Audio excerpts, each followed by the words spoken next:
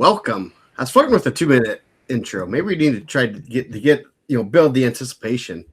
Yeah, that's what I was thinking. It felt like the club. I mean, like the green room or the club over here. We get some glow sticks and start dancing. That's what it was. Yeah, I'm sure everyone would love to see that. You can see that Friday night state finals. Yes. Yeah. Oh yeah. Friday night at the Hangar? The Hangar. Get that scheduled again because I think a lot of people like that.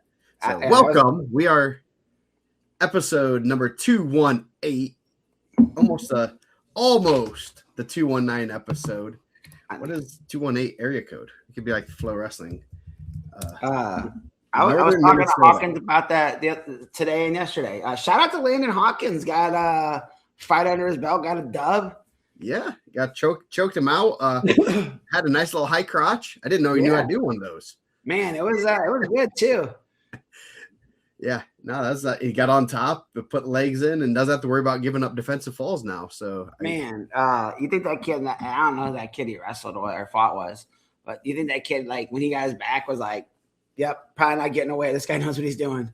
Yeah. He doesn't have to worry about stall calls on top. He doesn't have to worry about people grabbing his head. Like, yeah, I mean, maybe it sounded like a pretty good showing for the region.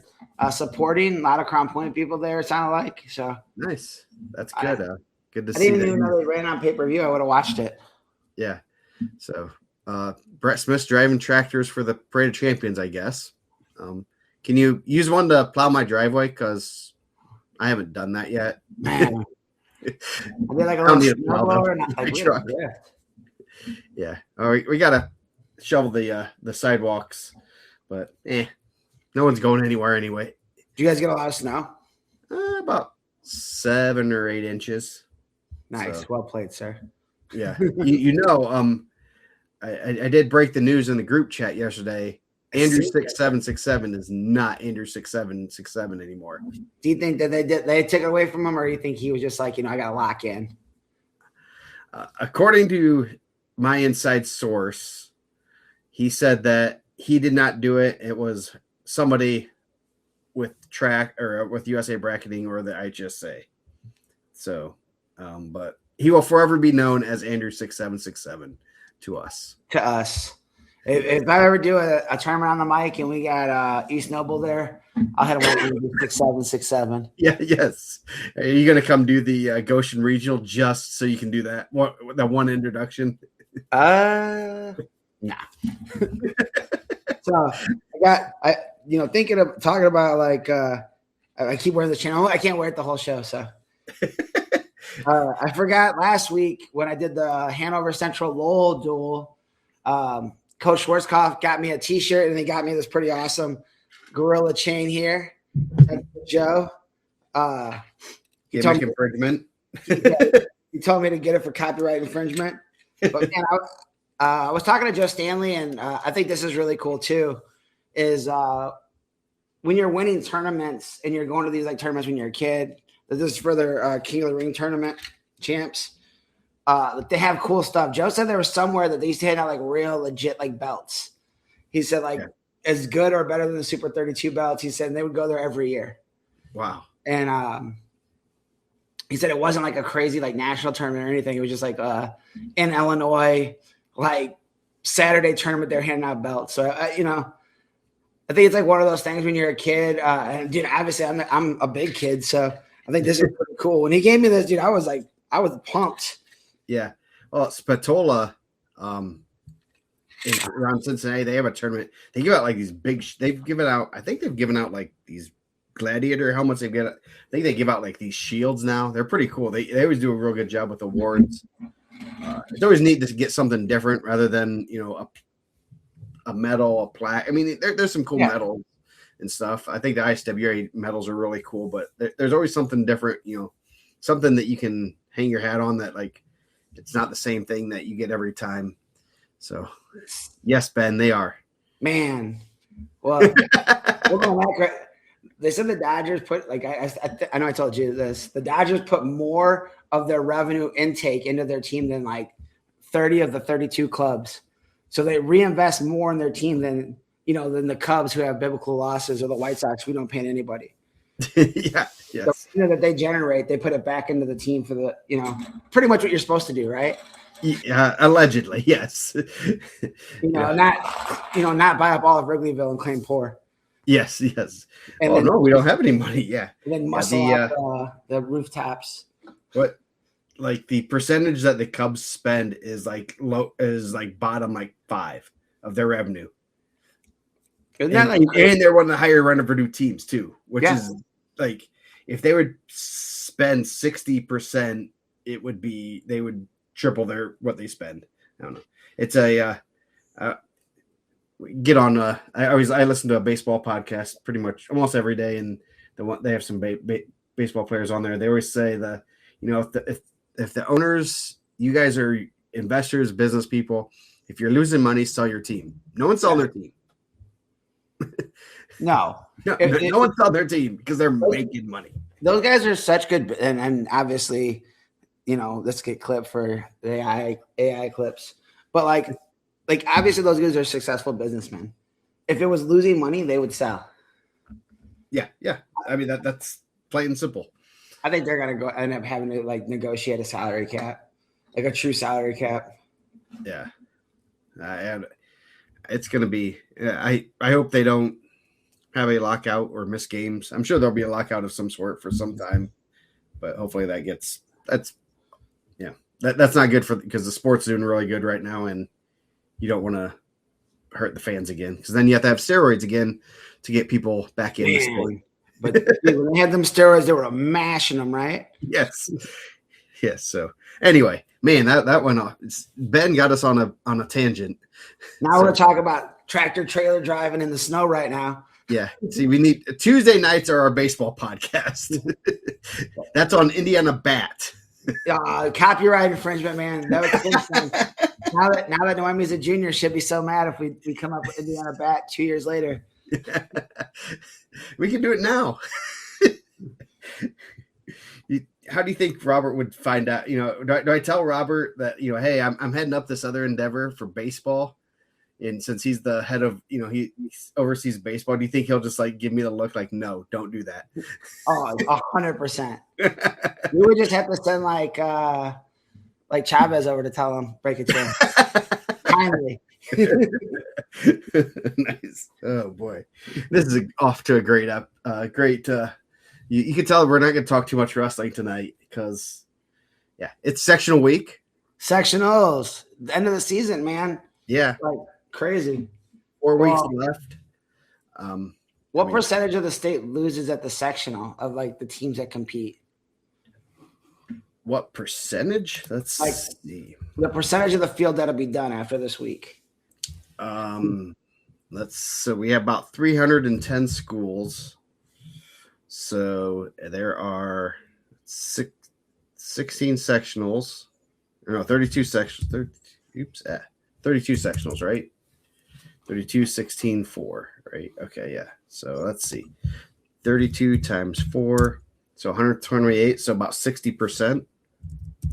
60% of the about 60% are done. And that's a rough estimate. That's 41% are left. So yes. It's crazy. Yeah. So we're down to 40% of the wrestlers in the state. I mean, probably closer to 50 if you include forfeits, because there probably are. There's 10. There's at least 20 forfeits in each weight. So, but so we'll be down to the top 40%. So after this week, and then after that, it gets down to 20%, and then it gets down to 6%. So, yeah, and I think a big thing for us, and I'm sure we'll talk about all the stuff that happened this past week, but a big thing that we're going to be looking for going into the sectionals is who's in and who's out. Mm-hmm. I know there were some people we were talking off air. I know I seen Phil tell us to focus in. Portage is one of those teams that has a handful of guys that have been in and out of the lineup, and just to, I know they got pretty banged up at Al Smith, so I'm interested to see who's in the lineup for those guys. Some guys that were out of the lineup this past weekend, we'll see if they're in the lineup. Some guys that were talking about coming back, so Yeah. Who's going to be in? What weights? Sometimes there's some late weight shifts or some things. I know, obviously, like Kyrgios last week, saw that he was down to 126, and obviously that's shaking some things up there. There's just a lot of the question marks. Once they're in the bracket, they can't change weights, so that's the one thing we will be looking at. I hope brackets are released Wednesday, according to what it says on USA Bracketing. They may. I'm not going to jinx it, but might be a not too late of a night, but hopefully we can get that. Hopefully I really actually don't care about the brackets. I just care about the wrestlers, the wrestler list, because the brackets aren't going to be crazy. I mean, we could probably, we know where the better wrestlers are. There's no weights in any sectionals that are going to be like, wow, I hope this is seated this way. So, our top 10 guys make it out. No. So, I'm telling you. You're not a big fan of the Big Red Machine, huh? I thought that was your time frame, Vargo. I think we did and we used to do back when it started, not in the last probably 10 years. I did one last year or 2 years ago with when Cook was at Hobart still. I picked the champions for the regional. I think I missed one. Yeah. I think my first IndianaMat shirt I won. I won the Calumet regional at the time. It was I think I got all of them except for one. So I think for the most part, if you're in those areas, you're going to see those matches a good amount. Yeah. You have a good idea. And, anything could happen, but I think it's just one of those things that you're going to have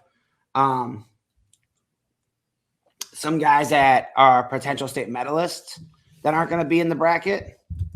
Guys that are potential state medalists that are going to be moving a weight class, whether it's up or down, just to kind of find the right path for them. I thought the Kyrgios one, we talked about it last week. I think that's a really strong move for him. I think that puts him in the mix at 26 to win a title.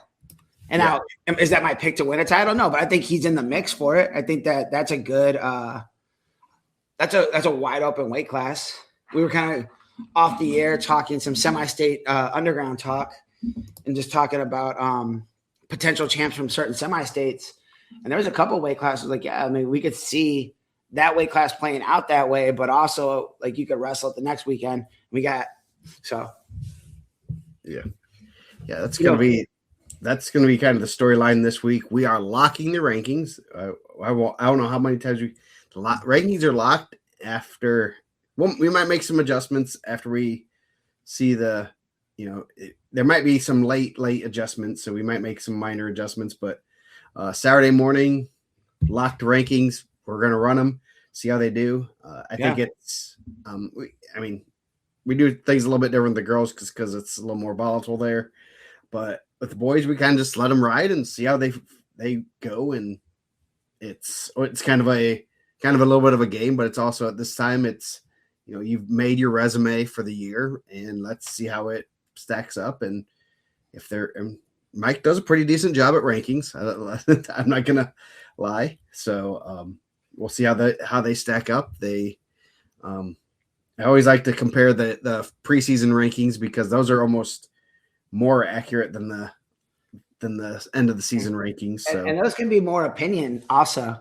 Yeah. Because you're just maybe this or that. But yeah, I think I want to look at it for per round, not the sectional round, but once we get to the semi-state, how the semi-state would play out if we seeded it by. Because when they usually bring the semi-state rank brackets come out that Saturday. Yeah. Or the Sunday the next day. Not Saturday, Sunday the next day. Yeah, Saturday or something. Yeah. So if I would love to say, okay, if this was a true bracket, if they were hey, we're gonna go off of obviously head to head or state placement, this is what it would look like, and see how many of those guys would go there. How many if you did a true wrestleback or you had a true seeding. Because I think the semi-state ticket round and the state quarterfinals are the two most unpredictable rounds in the tournament. They're my two favorite rounds because they're so unpredictable. But the rhyme or reason of how guys are matched up at the semi-state ticket round level, also the state quarterfinals, is like, who knows? It's just random. And it's like you do seeding at sectionals, you got 4s and 1s crossing at regionals. I think you have 1s across the board that feed into the bracket, but there's no like, well, one champ was the 1, this other champ's the 2, this guy was the 3, and 2 and 3 could hit, Yeah. And we were talking about some possible death draws off air that we'll probably start getting into next week, where you see some guys with medals that could be hitting up, and it's going to be tough. Yeah. I'm definitely. I am going to do an article with the potential death draws. I hope I can get it this if the brackets come out when I want them to come out, when I'm planning on them to come out, I'll try to get those out this week, if not early next week. Maybe before regional. I think maybe do one or two a day in the beginning of the week next week. That way we can get have something cool to discuss of what the death draws are, where are we looking at those, and where's everyone looking, when the semi-state brackets are released, what are you looking for?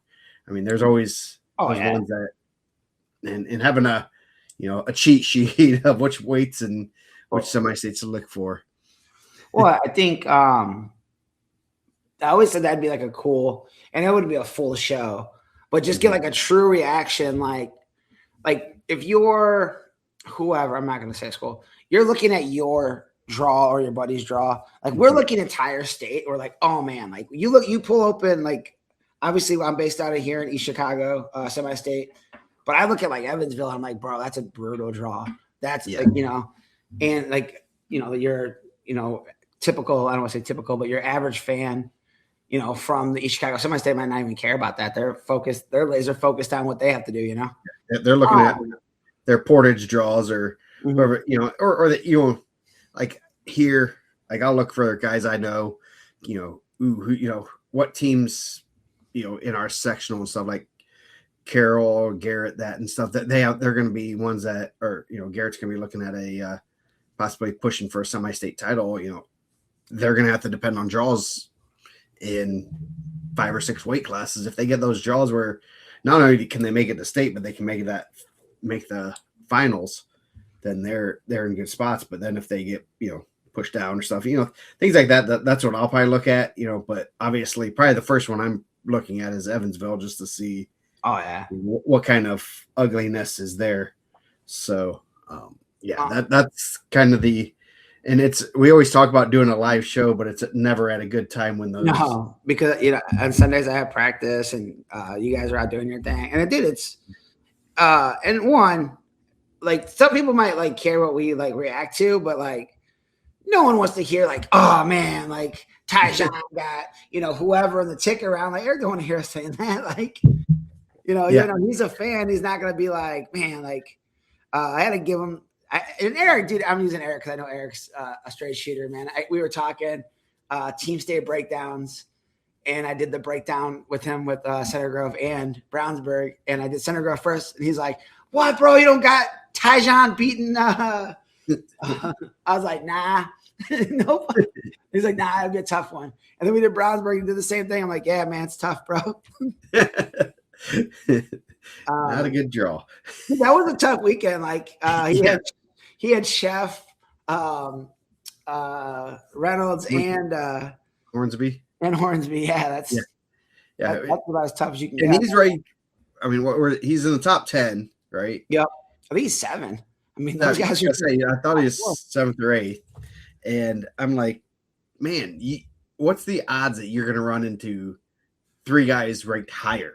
It's not even like he was upset. It's not like he got beat by the 10th over 7th kid, which that's not a bad, it's not like a crazy upset, but it's just like, oh geez. Yeah, I think so. I'm not sure if those guys want to do it, but like obviously we'll talk about it and discuss it, and then there'll probably be someone in the bracket that could wreck it for us, right? Like we can talk about this tick around match, and then first round you get an upset.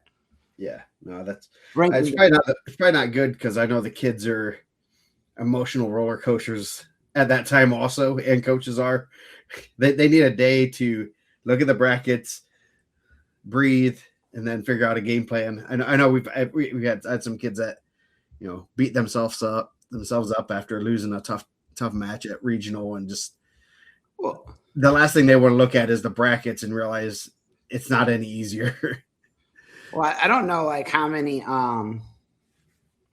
sectional draws. There's gonna be some sectional draws that are like that. Mm-hmm. Like I know at like Crown Point, like I've talked about 144, that Dalton, Robson, Newell, and Carter Hall, like one of those guys are going to get a bad draw coming the other way. Like the top four, they're going to be really the top four coming out of the Crown Point regional could be the four that punched the ticket, and like the fifth best dude in that regional is probably at minimum a ticket rounder at the semi-state, and he's going to get left home at the regional. Yeah. I mean, and we talk about that at Mooresville. Like Mooresville is one of those ones where like Kellen Sheff got left home last year, and the top four from Mooresville at 106 all got medal, or three got medals, right? Or all four? Yeah, three got medals. Yeah, three got medals, and then he goes out and dominates all summer. Yeah. So yeah, that'll be. And then you'll have other regionals where someone will get a forfeit first round and be a semi-state qualifier. They get rankings credit, and then they get seating criteria, and their coaches argue for them. Yeah, they get the forfeit, and then they get a profile. Yeah, can't believe you're not gonna like. I can't believe that you ain't gonna respect Tommy's semi-state qualifier, bro. He got buys to the sectional finals, and they got to buy the first round of regional. Like that's almost as bad as a participant. Oh no! The best part is when that you get the emails that so-and-so, because the guy has a profile, he earned it. Profiles are earned. Wow. And they're like, we beat so-and-so and he has a profile. Yeah. Yeah, you do. Yeah, I think that like, and obviously I'm probably, I don't know, maybe I don't make the profiles for everybody, but I know I do a lot of profiles. Yeah. I got 16 guys in the semi-state rankings at every weight. And I try to get it pretty like, hey, these are the guys in tiers. These are the guys I think that are for sure going to punch a ticket. These are the guys I think that will have an opportunity to. And these are the guys I think that'll be there. And we were talking one day, and I think Dustin's like, I'm going to go to 10. And I was like, I just went to 10. And I seen Dustin went to 12, so I went to 12. And I was like, honestly, I got like 16, at least 16 in every weight class that I think are in the mix. Yeah, no, that's I didn't create profiles until they're actually in you post them. So, but you had a few we had to create this week. Yeah, so. I felt bad because you were sick, and I was like, well, Joe, you're gonna have some guys you're gonna have to make some new profiles for. I'm sorry. Yeah, nah. You've been worse. At least they were. I think all but one was a senior. So, it's the worst is when it's like these last two rankings, and this guy comes in at 10 or 11, and he's a senior, and I'm like, oh, we're gonna put him in for one ranking iteration. But that might be the guy that gets through, and you're gonna it's gonna mess up your totals. Yeah. So no, that's it's as I said, they are earned. I will, as long as I can, continue that. I want to continue that that profiles are earned. And if you're in our rankings, you're pretty good and you deserve a profile. So if you go to semi-state, you automatically get there because you're probably one of the guys we're looking at for next year for the semi-state rankings. So it's only semi-state if they are an underclassman. So if you are a senior and you don't have a profile and you make it a semi-state, we don't create a profile unless you make it a state. So yeah, and I mean even then, like if you're a state qualifier, you shouldn't even care about your ranking at that point. You're top 16. Yeah. Usually everyone has a profile that makes it to state. We did have one. Who was it? It was Gray Wiley last year. Did not have a profile. So he got a profile the week of state. He made it to state. He got a profile. So, proved the rankers wrong, proved everybody wrong, made it to state. So that's if you don't have a profile, the other way, if you're a senior, go to state, punch your ticket. Yeah. So. I mean, I think the reason we like the sport and any of the rankers like the sport is because of the predictability of it. So, like, I don't know. when people like there's an upset and they're like, yeah, you didn't see that coming. I'm like, bro, I don't want to see it coming. I want to like watch like good wrestling and see upsets and things like that. Yeah. So, what's special about the profiles? Not everyone has them. That's I guess that if I mean that's the easiest thing. It's to highlight the best wrestlers in the state, and if you have a profile, we consider you one of the better wrestlers in the state, and you're on our watch list for rankings, and that's kind of the whole thing that we've done since we started doing the profiles. And I was when started the website 17 years ago, I thought it'd be cool. It was kind of I was like, we should have profiles. It'd be kind of cool to have their information. And it's great for recruiting for colleges, and I know a lot of people really take pride in their profiles. They change their profile pictures to and update it with all sorts of information like their past results and everything. So it's there.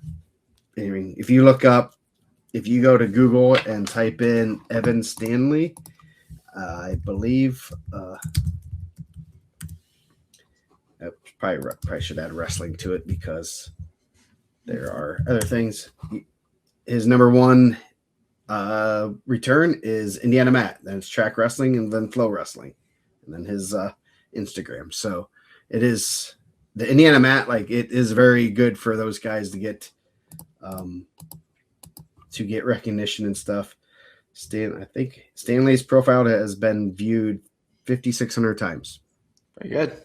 Let's see. Remember Chad Reds had been viewed at one point like a crazy amount. Yeah. Let's see. I think his is number 1, if I'm not mistaken. Chad Red has been 33,000 times. It's pretty good. His profile. So even like you look up Nick Lee, wonder if Nick Lee wrestling. It's still the number 3 result, and that's over Wikipedia and GoPSU. So pretty good result there. Let's see what his profile has been viewed 20,000 times. I wonder if like Jesse, because he's like so like, and obviously he's killing it right now. Had another great weekend. Let's see. Like Jesse, like, because I'm sure people are googling that, like, oh, let's click this profile. What is how many times has he been viewed? 26,000. So pretty good. When do high school teams have to submit their roster for sectional? They have to put their roster in like last week or something. They can make changes up until the seating meeting, I believe, is when they can. Yeah, Mendez is doing pretty good. He should, man. I'm very biased, but I think he should win Hodge. Yeah, because he has a weight class and he is just absolutely dominating people. Man, and Brock Hardy is the guy that has beaten him before, and he just made him number 3 right guy, and he just majors him like it's nothing. And I think that he's like, his game has got better like every year. Like every year he's gotten better. And yeah. I think that's hard for like when you're that high of a level, like you see some plateau.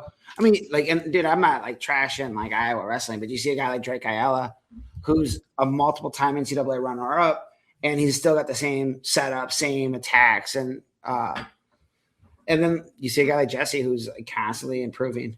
So, yeah. Tejan's been viewed 2,700 times. So 27. Have some kids on team needing to wrestle off. You better do that. Seating meetings are Wednesday from everything I've well, I hope coach understands when seating meetings are. Yeah, I think there's some stuff that coaches are finding out this week. Maybe. Oh yeah. There's seating meetings. You got to make sure you have the right enough weigh-ins, and it is interesting because on USA Bracketing, and if you look at under the events there's a weigh-in. There's a couple weigh-ins that are listed for today. So people are getting their last weigh-ins, hopefully, so they can get enough, weigh-ins. I know there's some.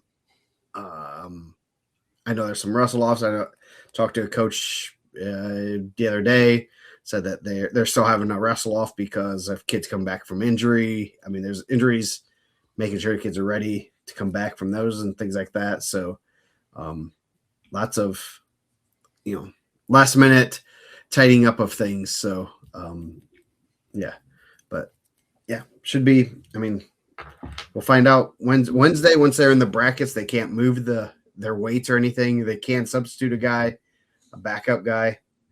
They can go into that weight or a weight above. So it's all, once they're locked into the bracket, they can't move, and they can move out or they can stay in. So that's all. Does it? Tony, I do not know how that works, but I guess you can try it. Let's see. I'll refresh. No, it doesn't look like it refreshes it. Still the same number. Those are 27 individual views. Yeah. Let me open up a incognito browser. Let's see if we can. We're gonna get Tejan into a. We're gonna get him into the 3,000s at least tonight. Nope, it still didn't update even here. Oh no! Oh, it's now 2,757. Here we go. Let's crash the website. I'm telling you, 219 show, we can get it going. I don't know if we're gonna I've been talking to some people about doing it live. We've been talking about sending out some links. I think give a little bit of a little window. I mean, we gotta get some guests though. Yeah, that'll be the job tomorrow. Try to line up some guests. Let's see how many this gets up to after the show. Let's get Tejan up to like 50,000. He's going viral. It's like the Pro Bowl voting, the MLB voting. The year the Cubs got all the guys that were starters. Yeah, his hair looks good in his profile, so it looks like he just woke up. He looks absolutely thrilled that he's getting his picture taken right before weigh-ins, as everyone does. Oh yeah, I mean, I heard that the Stanleys had they said Stanley's had to switch out Evans one from the Mishawaka because they said his eyes were closed. He had him looking all high. They said we can't have that. I did see a few people change theirs. 708. We go. I'm telling you, man. Yeah. We could do it Sunday because I will technically possibly be in the area on Sunday. If you want to do like Sunday. Yeah, I could do I think we're done by 2:00. You want to do 3:00? We could do it. Yeah, we could just do it in-house. We could do it from the region. Live from the region. Yeah. I don't know. We'll have to see. I'll talk to you later about some of our plans. But yeah, I'm solo rider this weekend, man. Came up to Wisconsin with the girls, and we got to stay here with the boys. Stay here and run practice with everybody else. With the cats. Dude, you're getting on the 219 show either way. Either you're getting the link, we're gonna have it live, you're gonna be at my house, man. Whatever is happening. I've been pulling strings to make this happen. He's gonna be camping out of your house starting Friday. You're Saturday after sectional. He's just coming right over. And now that he knows you're flying solo this weekend, he's just gonna sleep on the couch. No, man, I keep talking to Bill about what we're gonna do from the new home of the Bears. Oh, you want to do it from the old side of the Majestic Star Casino, huh? The Gary Bear, like the Gare Bear. I know, man. I'm telling you, if we can get someone to do it live, I'll go there. I mean, all I gotta do is bring my laptop and my cameras here, my lights, my microphone. Yeah, that's my gorilla chain. Your gorilla chain. You have to give that back to them, or is that for years? No, he gave it to me. He didn't say anything. Okay, nice. Sports Cops tell me I can have it. Nice. I'm gonna have to get the print for that so I can print my own. That's actually kind of cool. So, yeah. I guess we should talk a little bit about what happened last week. Yeah, let's go, man. Let's do it. Carol Belmont came down to the last match. I think we were talking about that before last week. So big one was Cathedral and Oh yeah. Roncalli. That had some pretty good matches in there. Hopefully the matches are in there. Yes. So we'll start where they started at 126. Getz over Jackson Lavin. As we said, Cullen Crowley is back. He lost to Gavin Kemp, but he's a pretty good wrestler. Just getting back from injury. Just Anderson make him come to Lowell. We do it right here, right on the block, man. Bierski's. I went there. That wasn't you. I went there one time. So yeah. So then at 106, Ethan Bayless over Carter Sanford. That's a good win for him. St. Laurent, he's pretty darn good. Yeah. Tech Fald, Caleb Morrow, and then Jeremy Carver over Peyton Shutley 7-0. That was first period. Carver had a slide by, go behind, really slick, and then had a claw ride and tilted Shutley for 4, and that was the match. It was pretty slick turn there. Shutley was standing up, and he kind of rolled through, and it's very, very. I mean, Shutley didn't know it was coming, and that's a great way being able to pull out a turn like that against a wrestler like Shutley at that level is that's going to that bust that opened that match and pretty much made it so that you couldn't really come back. And I know that they streamed it, so we were able to watch it. Man, Shutley, and we've always talked, Shutley's a dog, man. Mm-hmm. He's really good. And Carver's obviously really good too. Carver's mat awareness and his scrambling ability and just holding position is so good. Especially for obviously we say a freshman, but he's wrestled over 1,000 matches. But there were some shots that Shutley was in, and his able to defend and not give up points was huge. And we were kind of talking off air, looking down the road, that could possibly be a matchup where those guys meet at the semifinals, however it shakes out. And you run that one of those guys could hit Bell on Saturday morning in the quarters. Mm-hmm. Obviously anything can happen, but I mean, I think that'd be a very interesting go. Yeah. That's and we always talk about, off the scale, especially in those first 2 or 3 weight classes, mm-hmm. where kids are pulling a little bit more. The last time you have to make weight, it's and you're also looking ahead because it's second day. There's a lot of things going on, and it's not even any specific kids, but we've seen it where just they don't look right that next morning, and they're teenage kids. Sometimes they don't cut weight right. We've seen some crazy matches in that first round. Guys that we thought were pretty close to being unbeatable. And who was the Danville kid that got beat? Was it Neil Malloy? Yeah. Well, that was a Friday night, right? Neil Malloy got beat by was it Rumpf? Was it him? I thought there was a there's always a ton of those matches are huge, and they're huge for I'm not trying to my boys from CP are in the comments here, but the year that CP had that meltdown, they had a terrible Saturday morning. Yeah.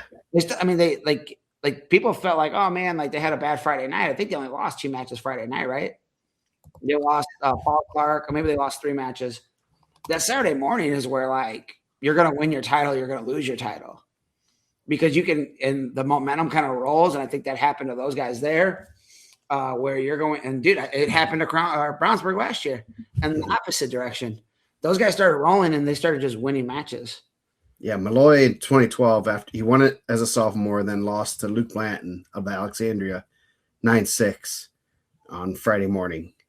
So I think that's the one. I just remember that one because I'd heard that he was way over after Friday night and did not manage his weight well. Well, I mean, think about some other That's matches. that's one of the many that you can kind of see like, man, that was a crazy upset. And then after realizing that, hey, he didn't come off the scale well, and that was at 132, so it wasn't a lightweight.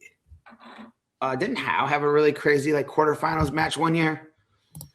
That was in my younger run around the streets days, so I had to get there early. But there's always a ton of really good matches in that round. Wagner would have been possibly 7-6 freshman year. After Walpole was OT. Yeah, that was the one I'm thinking of. Walpole. I thought that was semifinals. Semifinals. Yeah. So, yeah. Now that's anything can happen after. Man, looking at his tech fall. Michael Duckworth major 22-9. Pretty good. And man, what's crazy? And obviously we're able to interact with, and there's people that are and people who's not. If you talk to that guy, he's the most unassuming guy. Like you would walk away and be like, that guy was really good. Like, yeah, that dude's a monster. He's probably the best guy in the gym. It's like that guy, the super nice guy that's like extra like humble. You're like, oh, didn't you like when it's when it's like yeah, something like that. Like, so, couldn't you have been an Olympian? Yeah. Question for you or to ask him. Would he like the 3-point takedown or not? Because he tech fought everyone with takedown and stuff, and he would have been on the mat for about 1/8 the amount of time if there's a 3-point takedown in his day. I think that's a guy that likes wrestling, man. Yeah. So he won like the 2-point takedown then. Yeah. I think he was a machine. Yeah. He's probably still a machine, honestly. I don't think he's given up many takedowns at the Howe Wrestling Academy, right? No. Like I'd like to. That's the crazy thing is I'd love to see those guys go back. I mean, Burroughs is still. I mean, he hasn't wrestled for a year or two, but he's still pretty darn active, and Howe's maybe just like a year or two older. So, I'm sure he could go. Still a machine, yeah. I bet those hands are heavy, dude. anvil hands. You go in there sometimes, and he's like super. The guy I think that's the difference between guys that'll make it and guys that'll struggle. Is like guys like Jesse, guys like Andrew. Those guys love wrestling. Like you look at them, like they love it. Like he's still competing with those guys, like the top guys. So yeah. So back to last week. that took a turn. Yeah. Back to what I was saying. Shutley, really, really good. Carver, really, really good. Yeah. So they'll run it back possibly at semi-state. Let's see. Any other big duels? Rensselaer Central and Lowell. That was another duel with ranked teams. Yeah. They said that Colby Robinson with the big fall there. Or Deshaun Thomas coming off a good NCC. I think he was winning pretty big, and Colby Robinson ended up getting a fall. And then Avon and man, hopefully in that duel with Lowell and Rensselaer, hopefully Orgel's okay. I got sent a video of him getting thrown. His knee looked like he got buckled up pretty good. So I think he injured defaulted out of the match, but it did not look good. That's not good. I know Avon and Center Grove wrestled, but I do not have any results. So let's see what we have here in the single duel. There we go. Center Grove 48-23. That's any Nate Rio over Royce Malone 7-1. Mason Gels, Tech Fall, Xavier Flores. Chase Klein over Marcus Malone 5-2 in tiebreakers. Larson over Porterfield by pin. Breedlove bumped up to 190 over Nathan Moraska. And then that's pretty much it. So I will update that result so that we have updated website. But yeah, so nothing crazy there. 48-23. So easy we can do that on the fly. That was a good one. Good to see those guys wrestling. And then had a bunch of conference tournaments. Some of them were. It's interesting. Some of them actually do have the dual meets now, so it's kind of different, I guess, than what you're used to. The Allen County Athletic Conference teams are not required to be in Allen County, so that's how Lake County is too. Yeah. So Adams Central won that. Northeast Corner Conference, the Railroaders won their 4th straight. Central Indiana Conference, I don't know who won that one. It was probably the Oak Hill Golden Eagles. So they're still pretty darn good. The Golden Eagles of the United States? Yes. The Southern Indiana Athletic Conference, they moved that to Friday because the Storms and Mater Dei scored in a 10-team conference, scored 359.5 points. Man, they almost won every single weight. Yeah, they won 12 weights, got 1 second and 1 sixth. Man. So they lost 4 matches. What were they saying that the city of Evansville hasn't had a state qualifier in 2 years? Yeah. So 2023, last time the city schools other than Mater Dei. You gotta be careful. You can't turn into Gary. Gary Westside didn't have a qualifier in a couple of years. Yeah. No, that's we don't have that many schools in Gary anymore. And it's I mean, I don't want to be Mr. Debbie Downer, but Fort Wayne City Schools didn't have I think last year, or is either last year or the year before, Fort Wayne City Schools didn't have a qualifier, and nor did any South Bend City Schools. So we need to start like an IndianaMat RBI program where we're rebuilding wrestling in inner cities. Yeah. So that's get Harvey Twisters. I don't know how the Harvey Twisters do it because man, those dudes are coming. Harvey's a hood, bro. Harvey's a real hood. Yeah. So. Some of those dudes came up with some hard. So we need to just get a whole bunch of twisters and bring them in Indiana and like start, put them in the inner cities and using the formula. Yeah. Yes. Now that whatever they do, they're still churning out good wrestlers. Yeah. Which is nuts. For many, many years. Oh, Triple B's on the YouTube today. Whoa.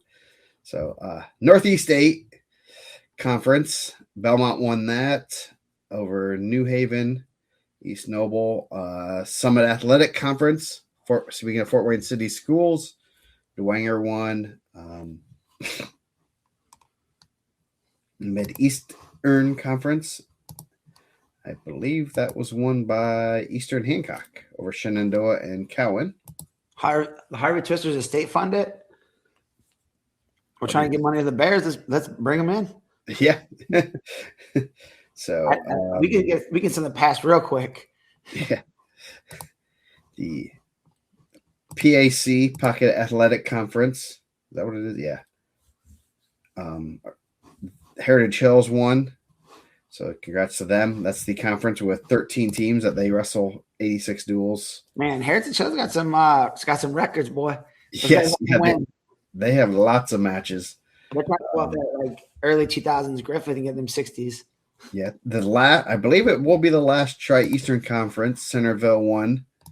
So RIP to the Tri-Eastern Conference. I think a lot of teams are leaving the conference and joining others. I don't know if it's going to stay together, but if it is the last one, I hope it was a great one.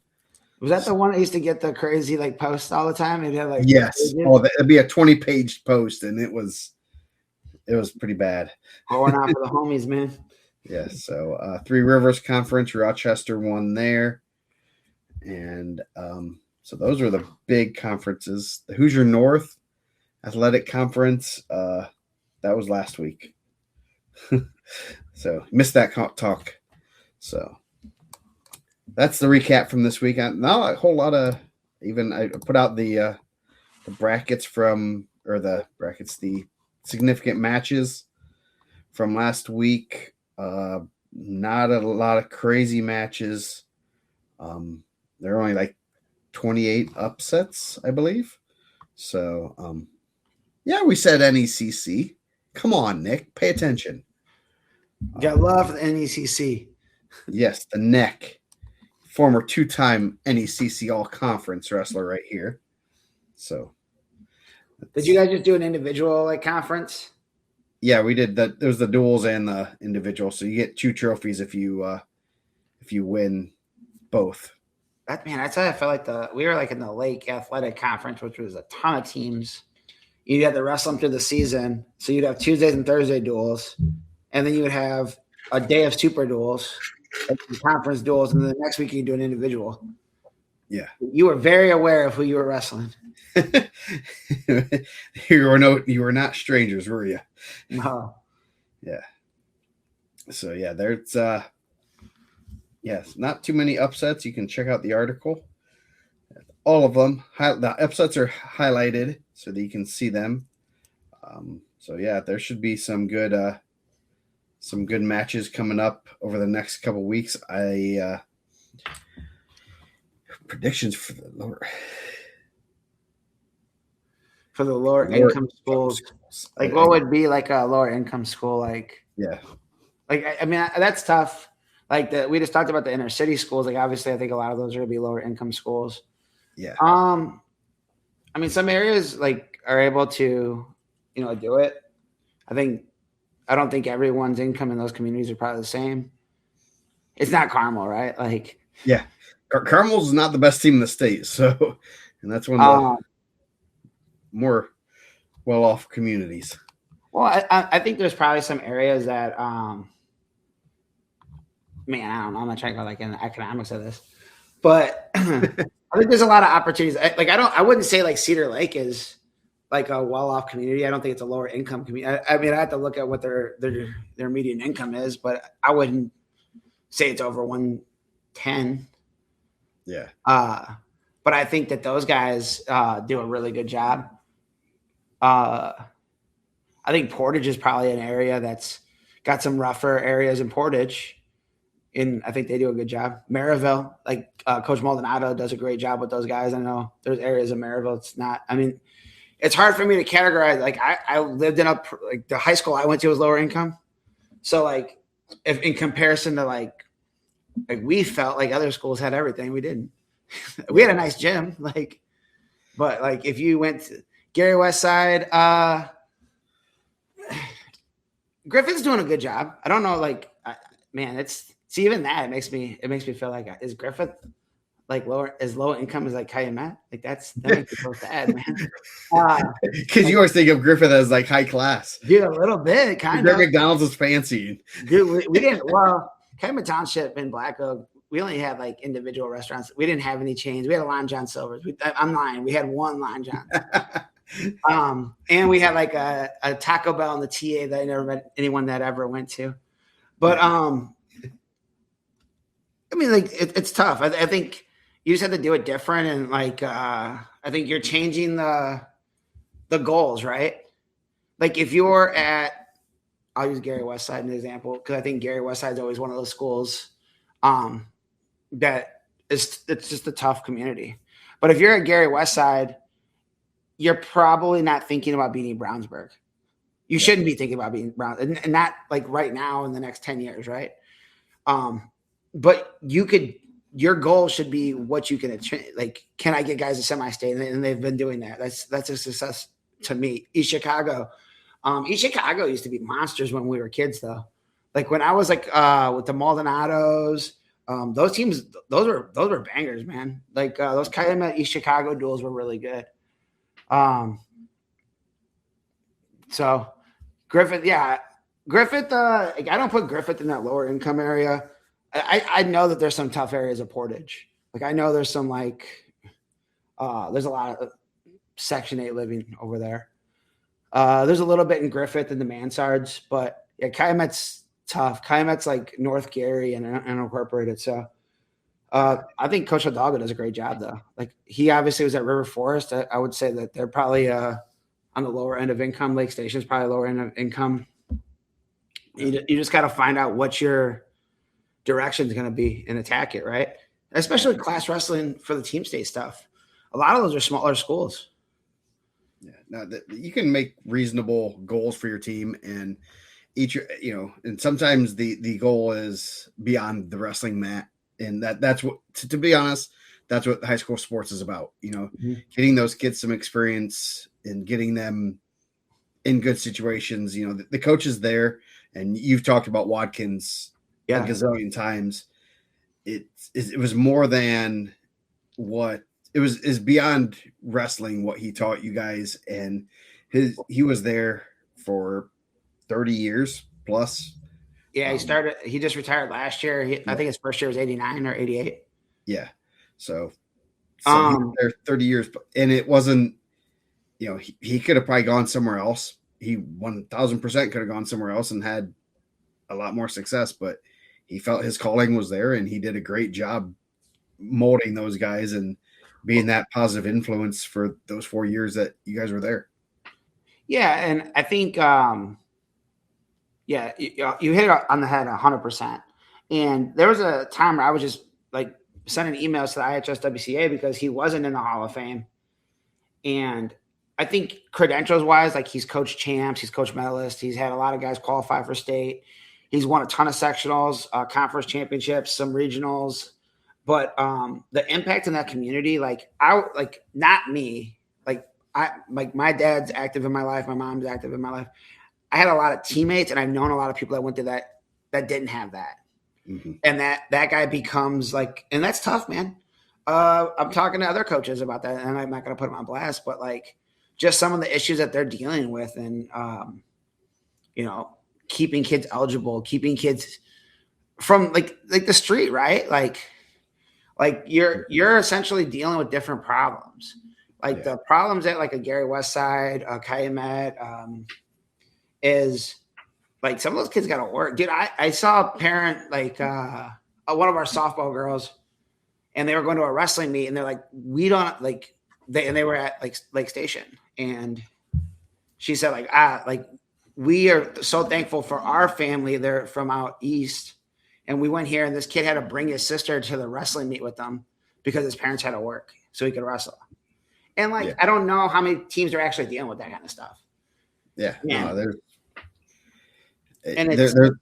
there's all sorts of different struggles at every school. Even, I went from Garrett to Carroll, and Carroll, there are some other things that are going on with Carroll. There's a lot more going on. There's different struggles that you have as a coach. And it's, to be honest, certain coaches might have success at certain schools, and they might be similar demographics. They might not be similar demographics, but sometimes it's those little struggles. I mean, Coach Tante had great success at Perry Meridian, Warren Central, and now at Franklin. But at the same time, I think there were times at Warren, I think he struggled a little bit with kind of having the success he was used to having.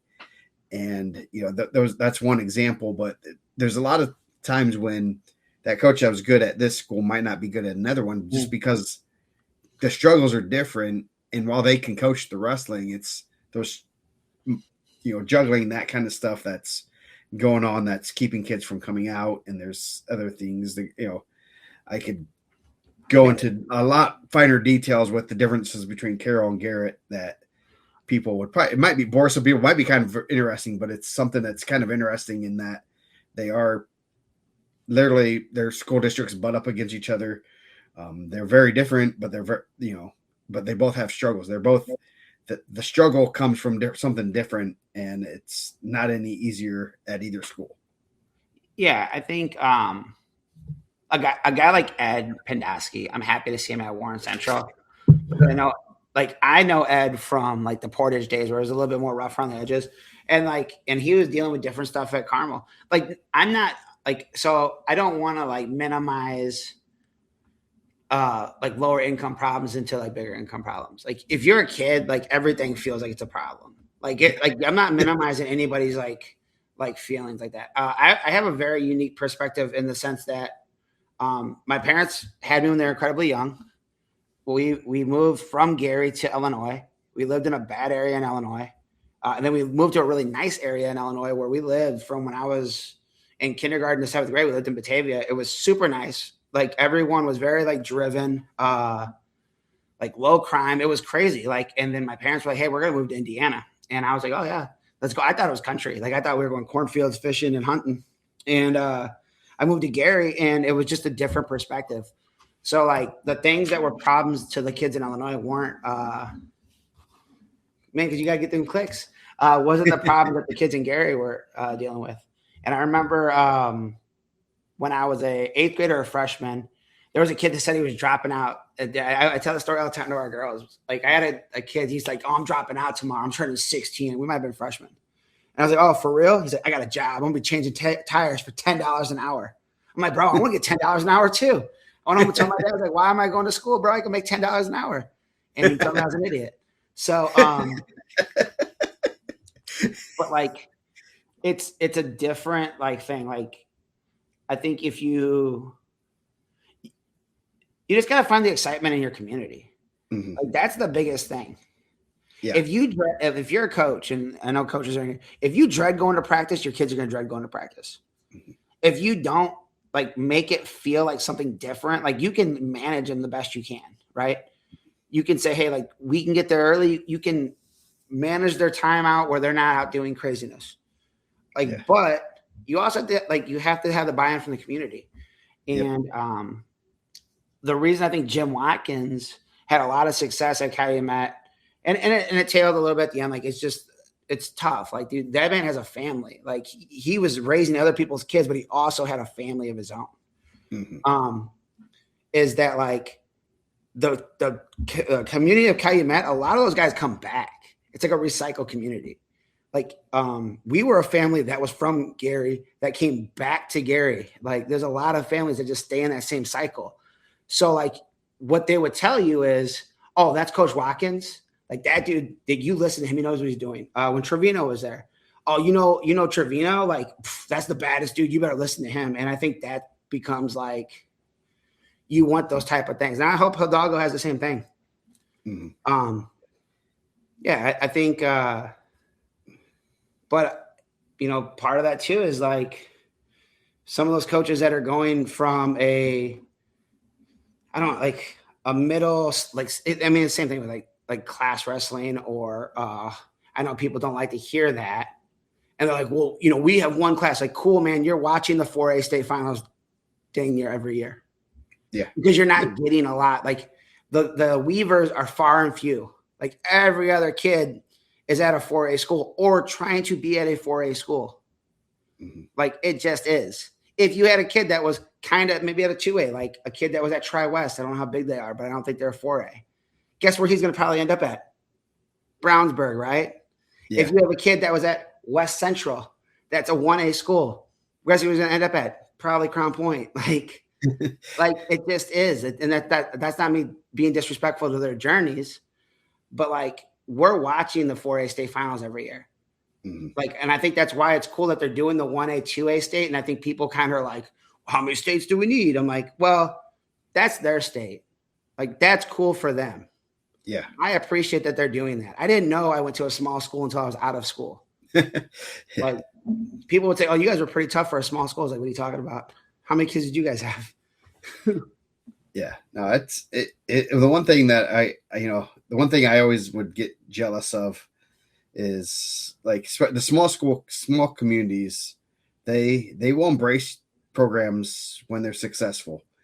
And I know like Garrett, I unfortunately I followed way too much of their stuff, and you know, they get the fire trucks when they win things and stuff. And when we won at Carroll, you got a pat on the back, roll up the math, guys, let's go. You know, we got the AD gave you a pat on the back, said, "Good job. We got a basketball game, so get this crap cleaned up." And then that's what we asked the teams to help. Yes. We weren't even asking the teams for help. We weren't even, that would have been actually kind of fun to win sectional and say, "Hey, all you teams that we beat, roll up our mats." And that's one of the things that kind of, coming from Garrett, where I knew, when the fire trucks led you into town, there was a big deal. And it's like, we don't even do that. We don't do that here. And even at Carroll, which really made me mad. It actually made a lot of kids. They used to do like where you'd walk through the school before state with all the state qualifiers. And I remember the one year there was a delay and they didn't do it. And the kids were really mad because they wanted to, do the parade of champion thing, whatever.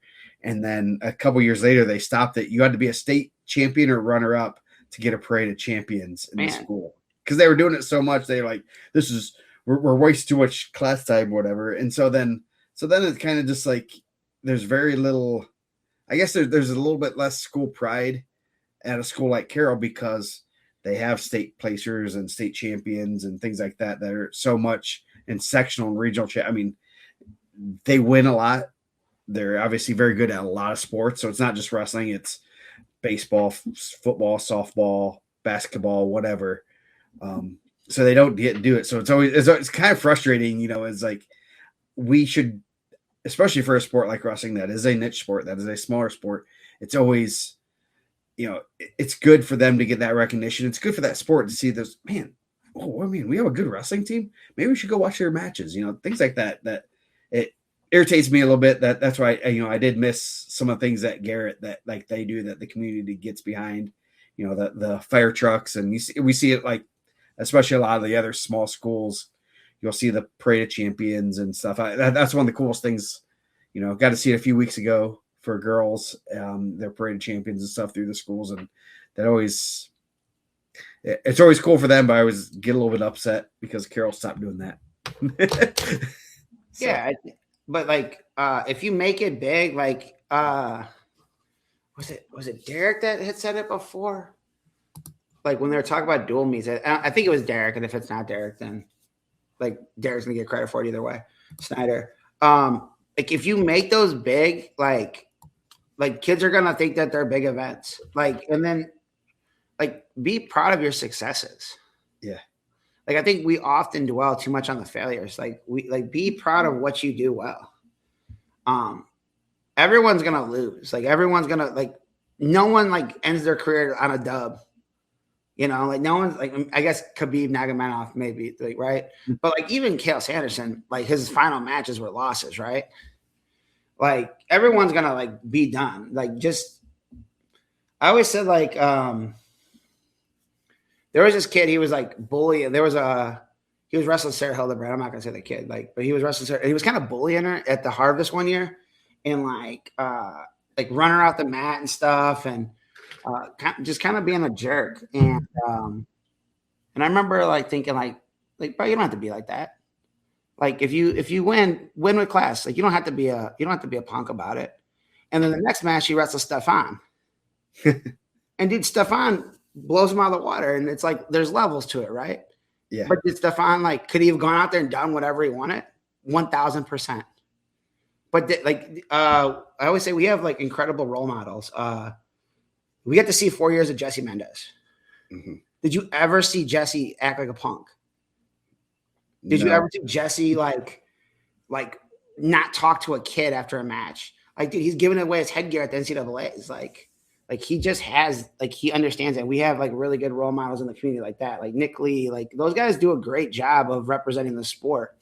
But like, I just think that like sometimes we just, there's always someone that's better than what you think you are, right? There's always someone that's a little bit tougher, and that's across the board. Like maybe if you're like John Jones is pretty tough, but like other than beneath John Jones, maybe like if you're just in Indiana right now, it's, there's always someone that's a little bit ahead of you. So yeah, that's a good one. I mean, I don't know. It's we did not expect to talk about this tonight for sure, but it's always I like these kind of things. So yeah, definitely, that's kind of interesting. You're right. You're too bad he probably never realized he's wrestling two people that were the best in the world. Best in the world. Yeah. All right. Just like Hayden Lee wrestled Kayla and Micic in the same state finals. Only one to wrestle two Olympians. So pretty good. I think that's like one of the things too. I don't know how you fix it. Like, how do you fix like an inner city thing? You got to find someone with passion that's gonna like be able to that has a little bit of psychology and understands like the community. The biggest part is going to be understand your community. Yes. You got to understand what you're working with there, and you got to have someone probably fairly young that can relate to the kids, someone that's had probably similar experiences, and someone that's in there for the long run. It's not something that you can do that they, take over one of those schools and expect. I mean, if you're expecting that as your starter job, or you're going to use that to jump to another school, and then and that, good for them. That's not. I mean, I'm not saying that you shouldn't do that. That if you can't do that, do it. But at the same time, those programs need stability more than anything. And I think, and I even look back to some of the times when like Fort Wayne community schools were the strongest, and you looked at all their head coaches and they'd been there for a long time. They were guys that have put in the time. They, and it's like, yeah, those guys were there for 10, 15 years, and they kept, that consistency is what was needed. And now if you look at some of the schools, they've had a high turnover in coaches because it's not easy. It's not it's not like wrestling coaches. I mean, it's not easy at any school, but then you had to, the school isn't doing very well. They don't have any jobs in the building. It's not easy to find someone that can get off work at 3:00 and go coach some kids, teenage kids for fun. It's because, you aren't getting paid a lot. So yeah, you're not doing it for the money, right? Nah. And you lose a lot of time with your family. I mean, that's one things I don't miss about coaching is that I get to come home at 5:00 every night, and if there's something going on with my kids, I can go to it. I don't have to go coach someone else's kid, be with someone else's kids. So that's one thing I don't miss.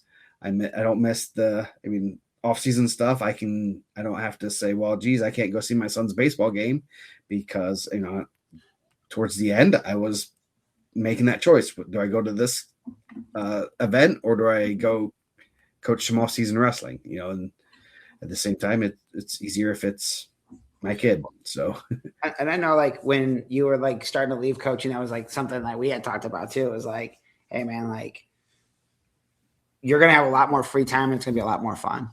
Yeah. Like, you're gonna be around your family, your kids were getting older at that point. Yeah. Yeah, I agree 100%. Like, you need something like, because and this, like I said, like, I don't want to say just like this is only inner city or this is only like low income areas, because there's kids that are at like high income areas that are struggling with things too. Yeah. Oh yeah. And I think that's it's that there are things that you have to overcome no matter what at any school. I mean, like from Garrett to Carroll, definitely different income levels, but also there were different issues that came up that you had to deal with. Maybe kids that could go on vacation during the middle of the season, and they're like, "Oh yeah, we're going to Florida for a week, so I guess we can't wrestle with Al Smith." Like, I never had to worry about that at Garrett. I'll say that much. We didn't worry about that at IndianaMat either. Six Flags wasn't open during the winters. I don't even know where you guys are going. But yeah, that's the struggles that I wasn't ready for is like trying to like, no, you probably should stay around because we have events and you probably should be doing that. Didn't have to worry about that. Maybe at Garrett you had to worry about kids getting to practice, but then, that would have been, that's an easy fix. Is like, hey, don't you live by him? Yeah, go pick him up. Yeah, I think money helps, but like, man, I don't know what do you think are like the most wealthy schools in Indiana? And I don't know if they'll be like the top. Like, no, I mean, you could probably go. I'm sure there's some studies. Money helps. Money's not going to hurt anything, but it still doesn't make everything. I'll use a quote from Mr. Oberlin, and because I told him to put this on their shirts. He would call some of his kids the cul-de-sac kids because when you grow up in the cul-de-sac, the nice additions, it's a little bit different because you're not used to the struggle that you would have. The I mean, I'll just say like kids that are in lower income places, like I mean, you fought your whole life. That's it's natural for you to fight. It's natural for you to do that kind of stuff. So it's not it's nothing new to struggle. Nothing, have a setback and come back. The cul-de-sac kids have a little bit different lives. They're if it doesn't work out the first time, they just go do something else because they have a lot of different options. Maybe the other kids don't. So it's hard to explain without being in that area. So and man, I'm not like trying to like put anybody on blast or say anyone's right or wrong. But you see private schools like Andran, and I know how much it costs for my kids to go there. And their wrestling team, they have some solid kids, but they're not killing. Yeah. Like you see teams, I mean, there's private schools in Fort Wayne, right? Mm-hmm. Are they killing it? No. No. There's private schools in South Bend. Are they killing it? No. Like, and they have, dude, I bet there's alumni. I know at least one alumni at Andran that's like, dude, I'll pay whatever they want to have someone come in. Mm-hmm. Like it's layered, right? Like it's not only with the money, but you have to have the feeder system. You have to have, we talked about it a little bit on air. They were talking about how to like rebuild an Andran program. Mm-hmm. And I think like for a program like that, you need like some type of feeder, whether it's a club or whatever it's going to be. Like if you put a school in your school, who knows, but you need it like a CCYL, right? Mm-hmm. Like a Catholic League school. CYO. Yeah. Yeah. You need something like that. I think that like, that's the hard part. But again, like change your goalposts. Yeah. If you're one of those schools, like you're not like, I always say about Calumet, and I'm only talking from my own personal experience and seeing it with my own eyes. Like that's a starter community. There was a lot of good wrestlers that started in that community that left because this is where they could buy their first house. This isn't their last house. Mm-hmm. I would say myself included. Like and I didn't buy a house in the township, but like if that was a starter house, that wasn't my finishing home. Mm-hmm. And I love that community as much as anybody, but that's just the way it is. So like your goal should be to get kids to wrestle, which is hard. Yeah, not an easy thing. And it's a lot harder in the climate we're in now. And this isn't like, this is going off on another tangent. I know like we got a top 5 to do and all this stuff, but like it's harder for those teams that run clubs now because it's easier to be a coach just to say, hey, go to the school. Yeah. And those kids probably don't have that income to go to the school. Mm-hmm.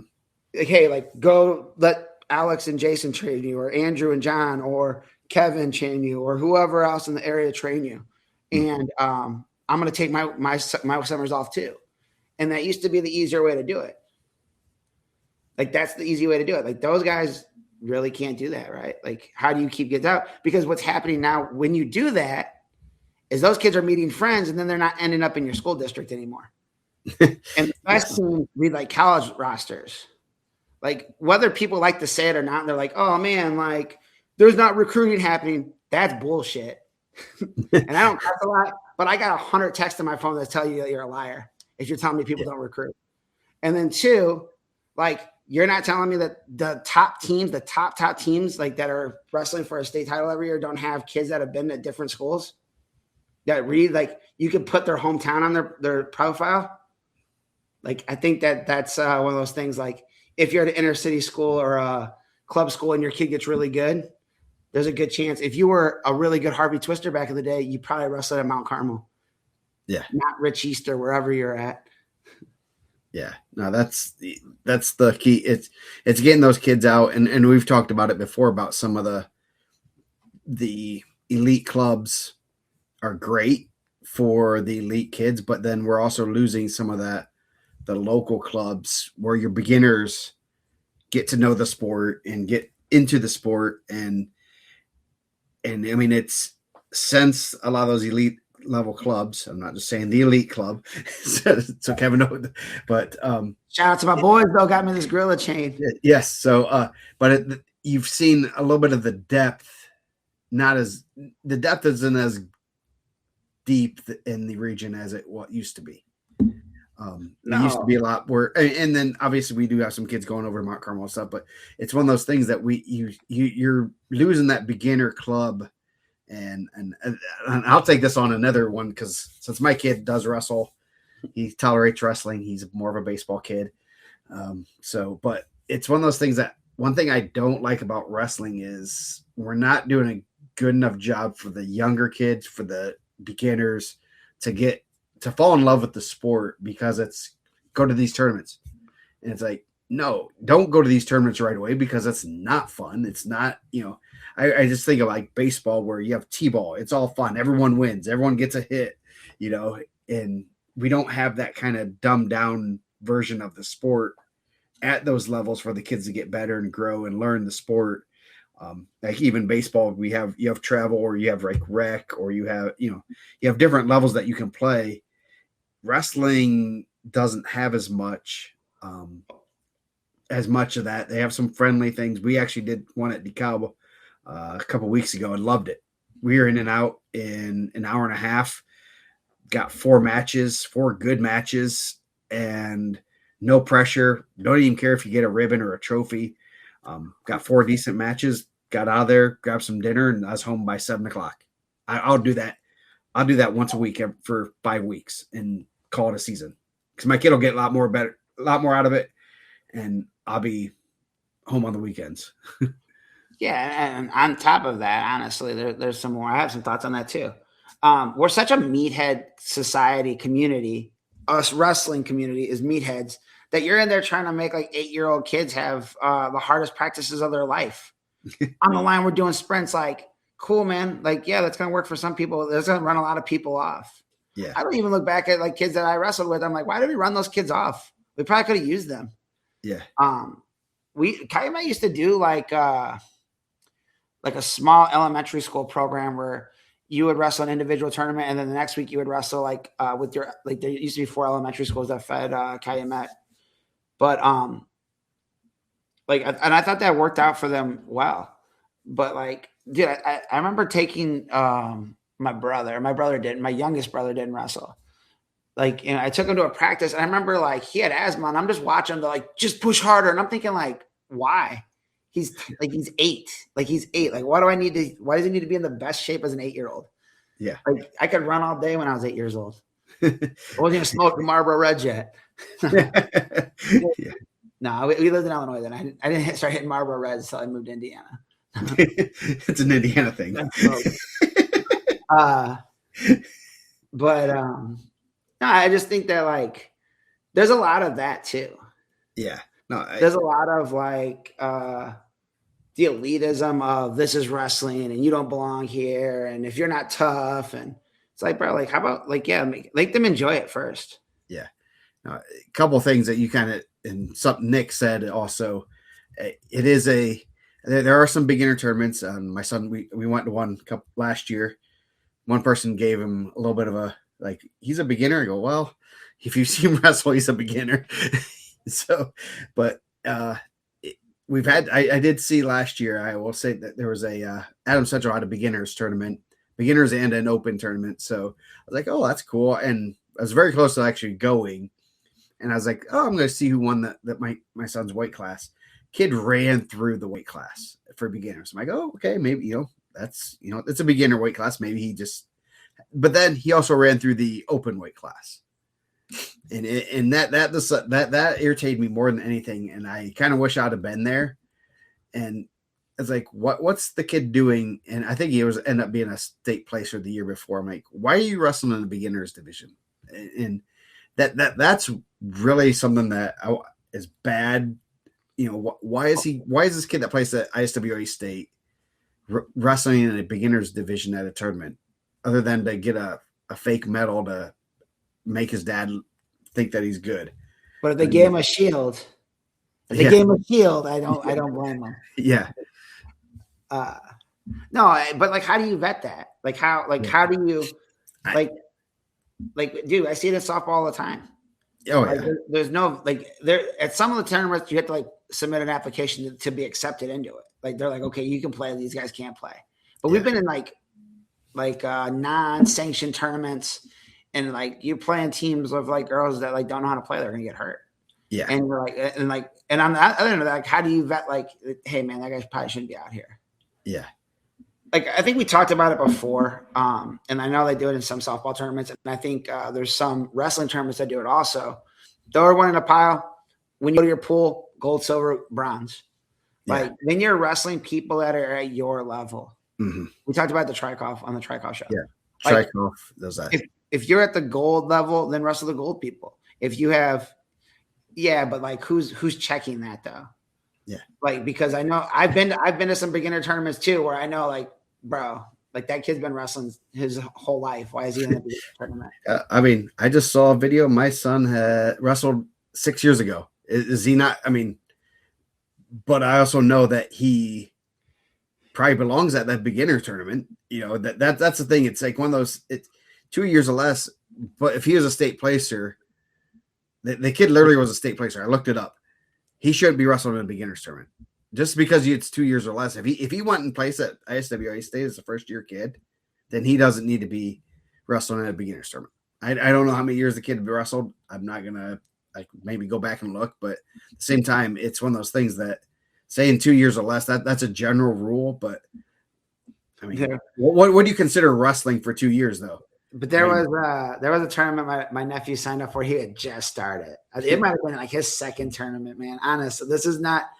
I'm not lying. This is an exaggeration. I think it's on Flow Wrestling. We'll look it up. He signed up for the King of the Ring, the English as Elite tournament, the beginners division, and then there was like the not beginners division. And they didn't get enough wrestlers to have the beginners division. I think they're like, hey, what if you went with the regulars? I think he drew Hook's kid too. Carver, St. Lawrence, this kid from Michigan. It's like, bro, like, and then he's like, I suck. I'm like, I don't know. Those guys look like they're pretty good. They know what they're doing. John, that's a really shitty comment. I'll call you out on that one, because if you're going to go enter beginner tournaments when your kid's not a beginner, don't get those matches. What's a match against a beginner going to do for your kid? That just patting your own back that think that your kid's good. I'll call you out on that, because that's bullshit. And I don't cuss very much either. So you could go enter a beginner tournament because you want to pad some fake stats that you have about a middle school, elementary kid. We talk about this a lot. I mean, you're what's bad for the sport if you're doing it for that. And the dad who entered their kid in the beginner tournament that was an ISWA state placer that ran through the beginner kids and through the open kids, that's bad for the sport. And you can come tell me that I'm wrong, but I'm not. We can we talk about this a lot with the girls softball. No one cares what you do when you're a kid, when you're going through your recruiting process. Yeah. There's no one that when we talk to coaches that are asking about kids in our state, they're never like, hey, what do you do in 10U ISWA? And you see kids that are winning 10U ISWA that ain't winning high school state titles. Yeah. So I think that the kid mat time thing, it's debatable, right? Yeah. Because I know there's a lot of kids that weren't great when they were kids that end up being really good. There's the list of kids that were man, that kid was pretty solid as a kid. What happened?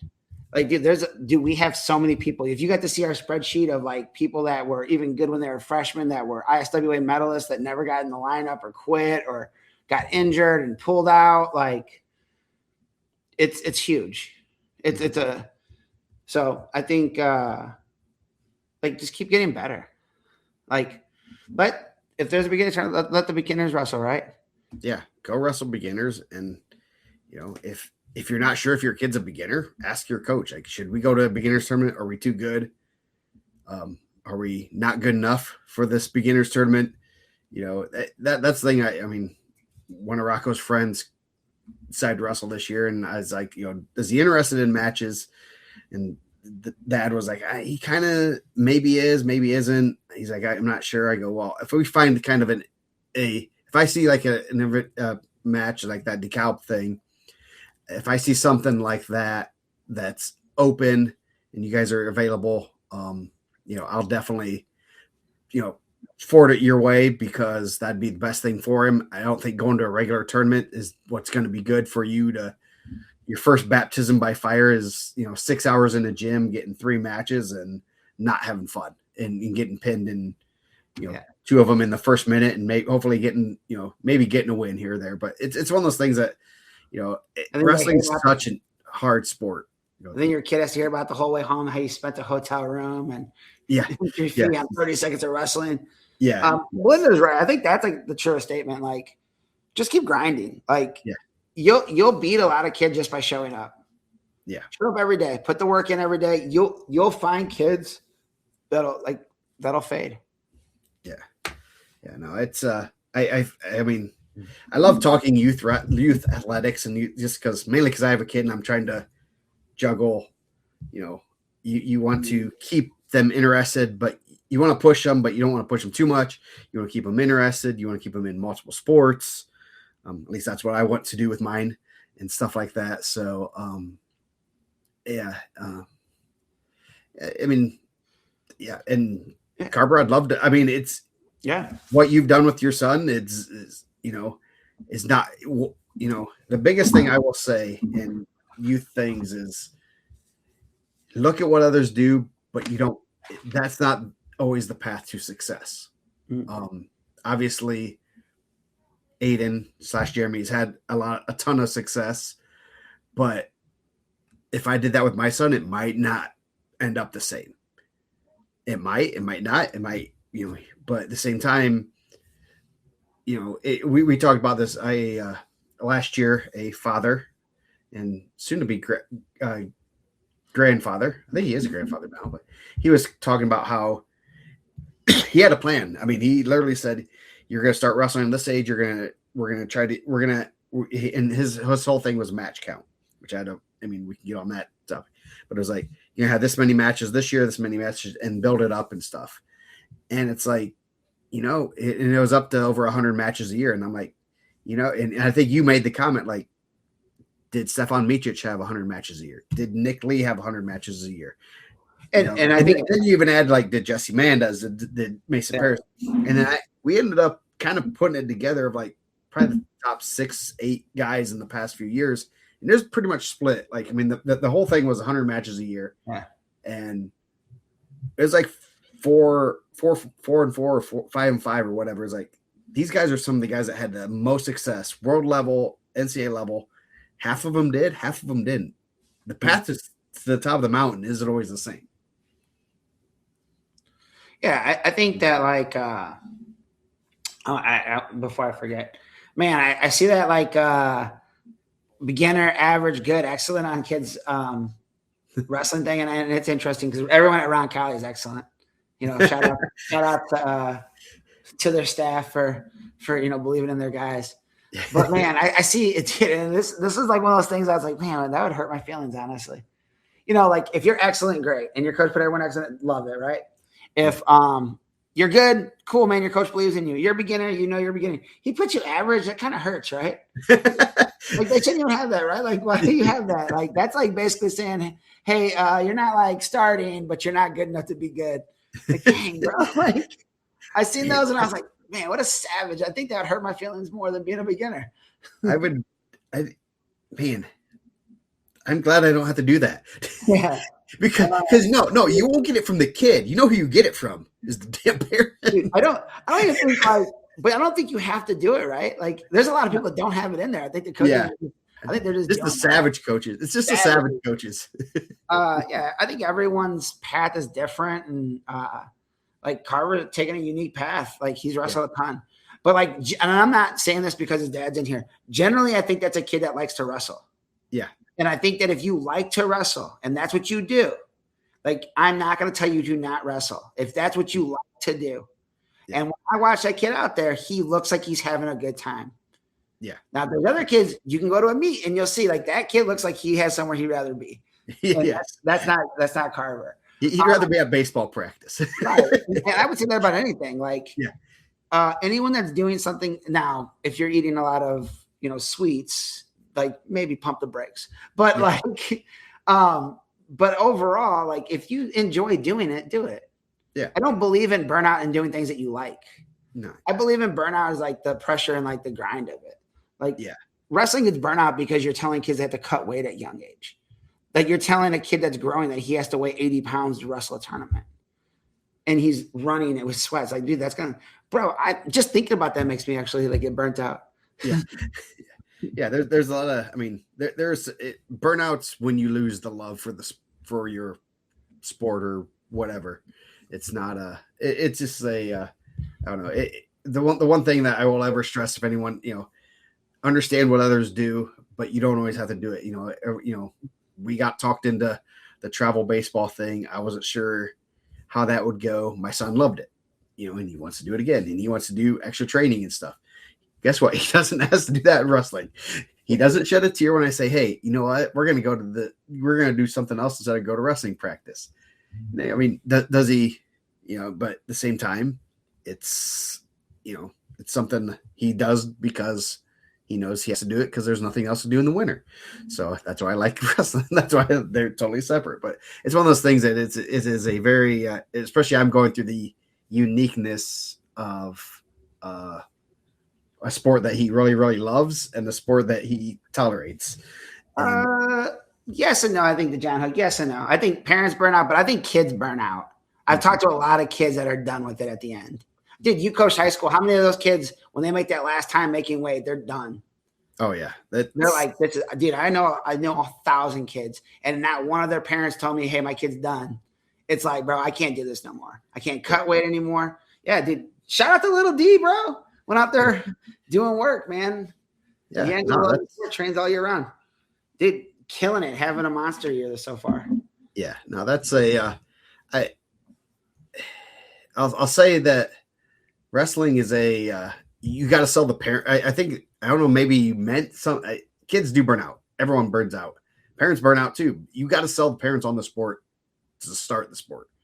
I think the kids really like to wrestle more than parents like to take. I mean, you got one of the other things, if you want to get on another gripe of the sport of wrestling, is our events are horrible.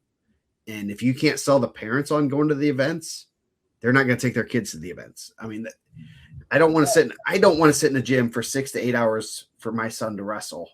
I love wrestling. I don't think people, if you don't realize I love wrestling, but I don't want to do that. I love, like I said, I love that DeKalb thing. We were out in an hour and a half. We got 4 matches and we're done. That's where people are messing up, man. It's not, you got to go find like that crew, man. We've had some great parents, like maybe that's just high school crews that like to like hang out and party and have a good time. Dude, and I'm throwing him under the bus, but he's great now. He wasn't great then. I remember Hector told me, it was Hector and Elaine Lemley, now Escobedo, told me that Sergio was really bad one year. And like, but she was just part of that crew that was all hanging out. They said that she asked Hector, like Sergio went 0-2, like got pinned in like 15 seconds each. She's like, "Hey, I feel like I'm wasting my time. Should I not come here anymore?" And he's like, "Yeah, absolutely. You shouldn't be here." He's not doing good. And bro, that's the guy that was number 1 in the country at one point. Like, and he got really good, man. Like, yeah, it's get good at your own pace, but like also like find a good group of people to be with. Yeah, like that WA crew was that was a good crew. Yeah, like, that's awesome. Yeah, Rick, it was, I don't know what they called it, like a friendly. There were 4 clubs there, and they paired them up by weight, ran it. Kids were roughing it. They ran it pretty smoothly. You stay mat. They had about 30 matches on each mat and got in and out. It was $5 to get in, $5 for the entry, $10, and I'm in and out of there. Heck, I'm not gonna. I love it, better, bro. I mean, and that's better concession stands. Yeah. Make stands better. Yeah, no, that was a good event. But yeah, I would, as Carver said, that reminds me of I think you were at when we had the photo shoot for the magazine the one year, and LeCount and Michich and Jelen were there, and we were talking. I asked LeCount's dad, I go, "So how much do you think you've spent on wrestling, like training, events, travel, all that? He's like, I don't even want to think about it. Dude, same. I think and OC had a pretty good scholarship, like number wise. And I remember looking at it and I was like, is that for like the whole 4 years? Is that just for 1 year? Because I definitely paid more than that in the last 10 years. Yeah. You didn't give her an invoice? I got a building invoice for Rocco. She pays her own college now, but yeah. Like she pays it out of her own pocket. So yeah. No, she's balling. Yeah. So that's one of the things that I almost wonder if Davison. Yeah. What if we take half of that money and invest it into stock market? I don't know. Or Fortune, the S&P 500, and then some bonds. Yeah. Silver. I think silver is on the up. My brother told me he's buying silver. Okay. Some Bitcoin. No, do not take us for my financial advice. This is not a financial podcast. Reach out to my guy, either Zach Mello or Keith Davidson. Zach Mello, if you're in the Indianapolis area. Keith Davidson, my financial advisor, hooking it up. Also a good wrestling guy. Yeah, sometimes he returns text 3 years later. He does do that. Sometimes he just reaches out of the blue and like finishes a conversation you had months ago, like on the phone. So that movie, how did it end up ending? What movie are we talking about, man? Great dude, amazing dude. Yeah. So, there's some good tangents on that. Yeah. No, youth wrestling, the sport. I think. Actually, come back to the beginning. If you have a youth kid, take them to CWA, sponsor of the show. Yeah. They have multiple locations, great coaches. Yes. I think the biggest thing with wrestling is retention. And I remember seeing a USAW guy was at the coaches clinic a while ago, because I haven't been to one for a while. But one of the things he said was the retention rate is like 50%. He's like, our numbers, and I'll just say, I know this is very low. Like they said, like our numbers are pretty much the same, like 10,000 kids a year memberships, but half of them are brand new and half stay the same. And obviously there's some seniors and kids that, graduate that fall off, but the retention rate of the youth kids is, if you'd keep 75% and still add that to their 5,000 or whatever it was, think of how quick, how much we'd grow every year. And I think there's some things like our youth events, selling the parents,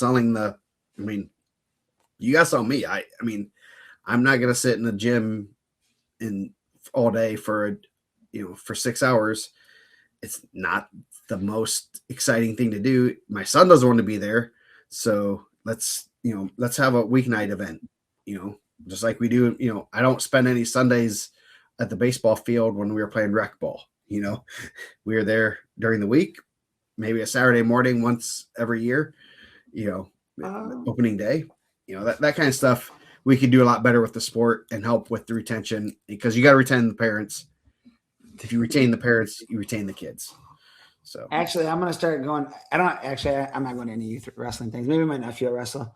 I'm going to start an illegal gambling thing. So instead of like doing that, I'm going to have some dice on the side. We throw some click clack, bring your dollars. So signing up for the beginner bracket and the open bracket.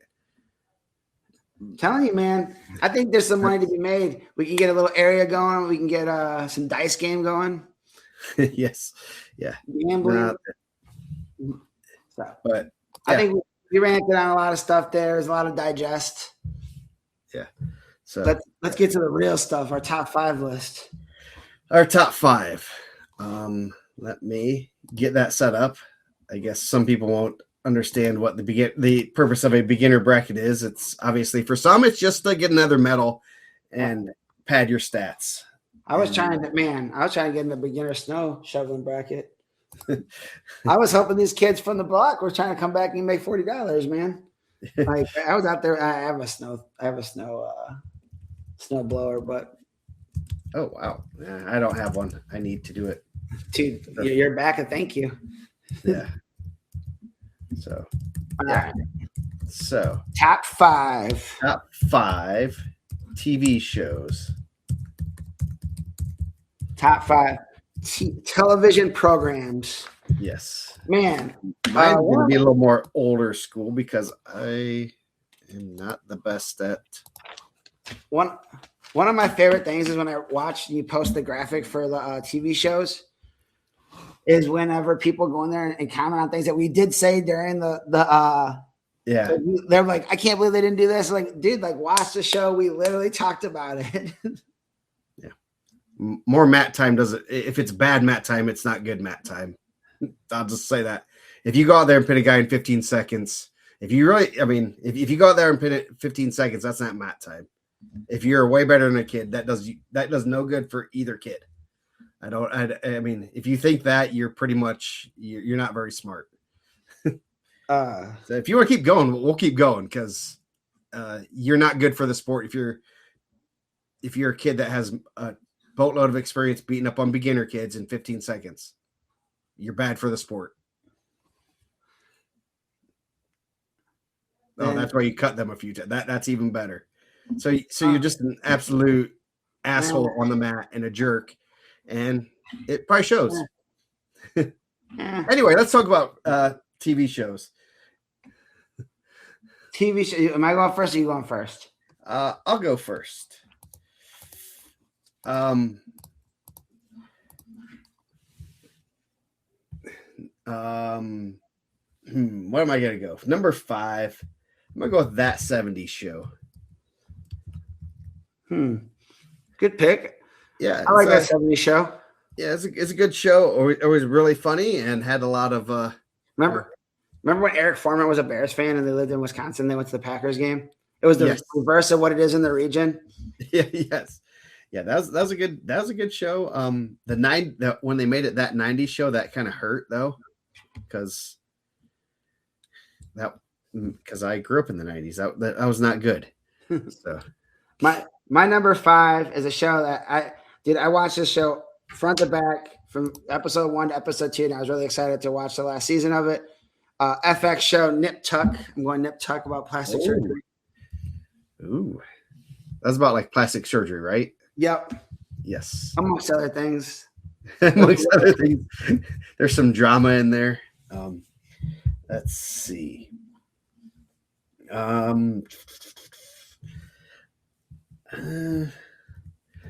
liked Yellowstone. Did I tell Kim I knew that you were going to put Yellowstone on there? That's one of the last ones I really kind of binged, and then they had such a long. I really never finished the whole thing because they had such a long layoff between like the seasons after we got caught up, and it was like, this is bad. Bro, I just couldn't. I was lost. I was like, I need to go to the end. I should have just waited till everything was done and then binge watch it for like 2 weeks and been done. I had to stop watching it. I watched it when old girl like got the bomb. They bombed there, and then she walked out. I was like, bro, I'm done with this. I can't do this no more. Yeah, that was one of the. My number 4. And it's similar. I didn't watch the last season. I watched this with my kids. We watched a ton of it. If I stay home from work or I'm working from home, I'm literally gonna watch this show on TNT. Supernatural. I watch the show all the time. Love Supernatural, and it kind of spun right into The Boys. I like The Boys too, but Supernatural is gonna be my number 4. Nice. Yeah, I've never watched Supernatural that I know of. Pretty good, man. I'm trying to think of what I have my list. I think I have my number 1. Yeah, I figure out this is the one.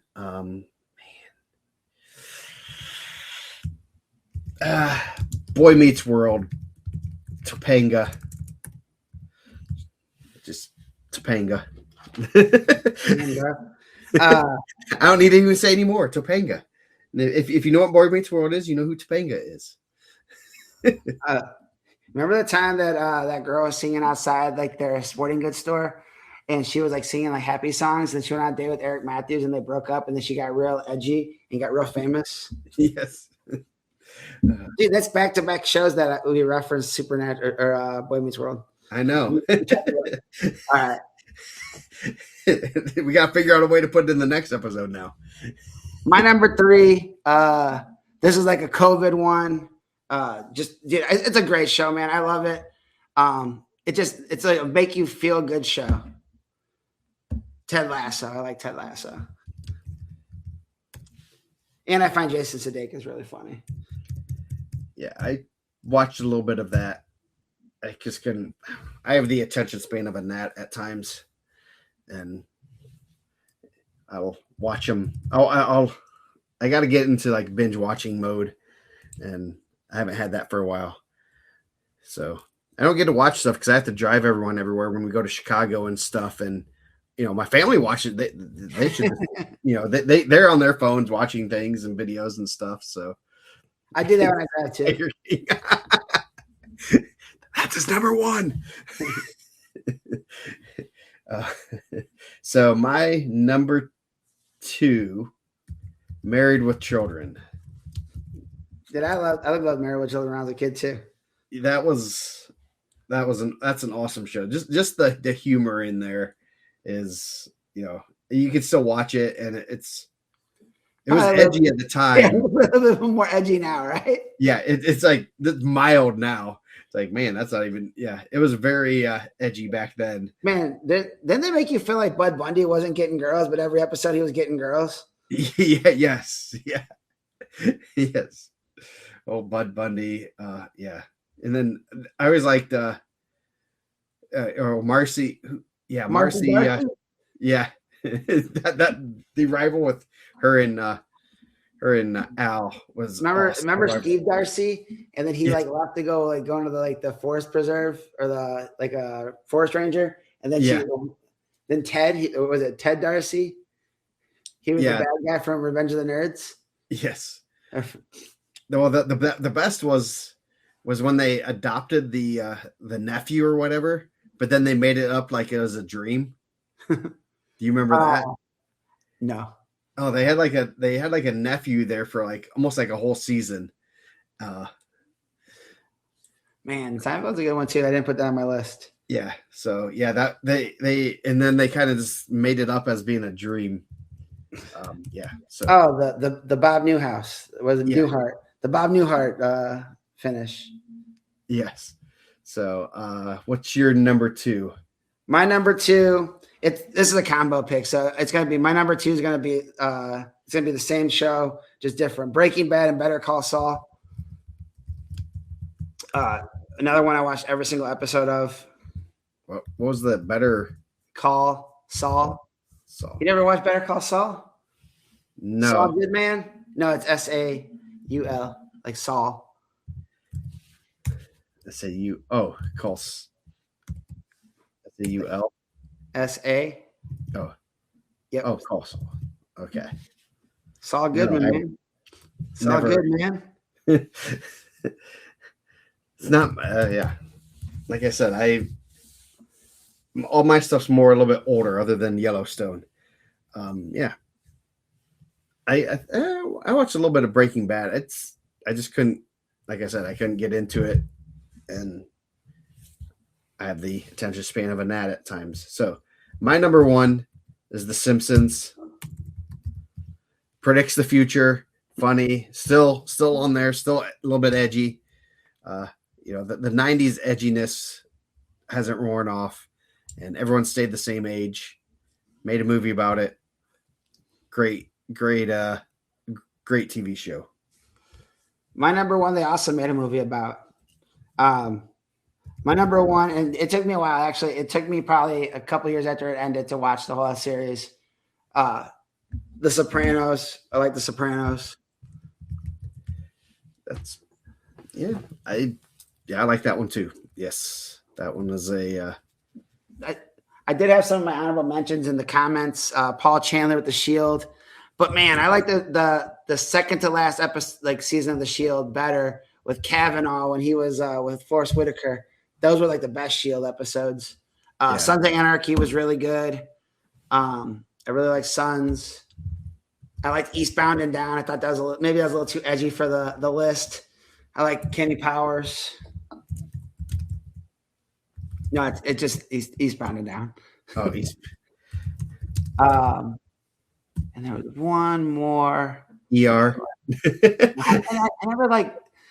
Someone was asking me about all these like shows when I was a kid, and we didn't get to watch it. We only had one TV, and at 4:00, that was my dad's TV. Yeah. So yes. whenever I got to watch before 4, then I got to go hang out in my room.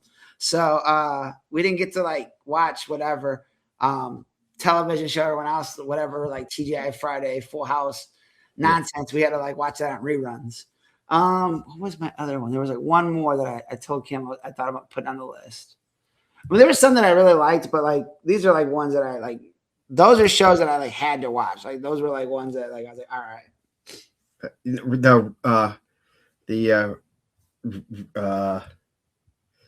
real world road rules challenge was in the. No, I thought we couldn't double up the list. That was like one of my favorites of all time. That's still one of my favorites. You can put that on there.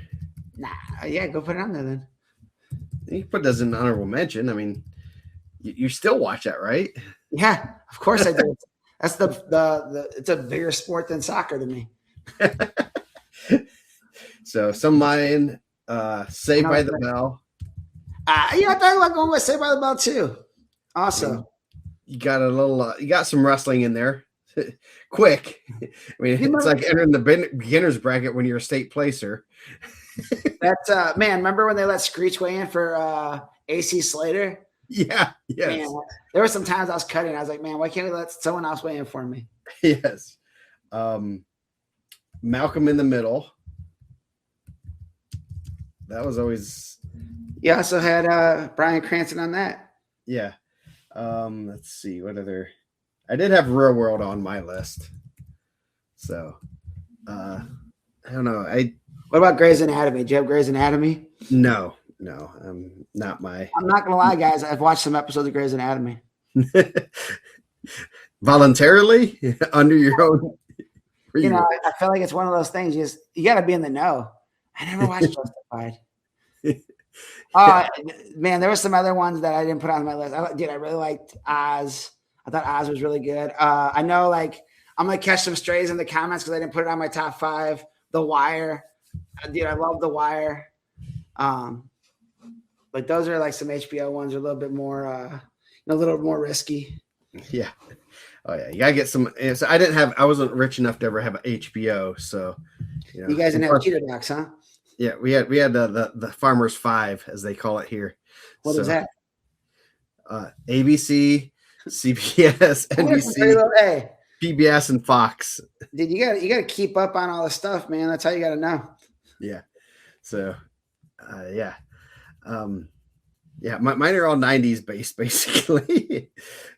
Or Fresh Prince. I liked Fresh Prince. Ooh, yeah. But that was a good one.